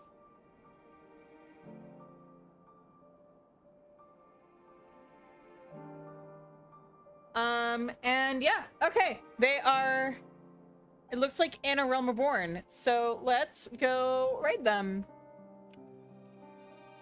And until I see you guys again, I hope you have a good night, stay safe, stay healthy, and take care. Bye-bye!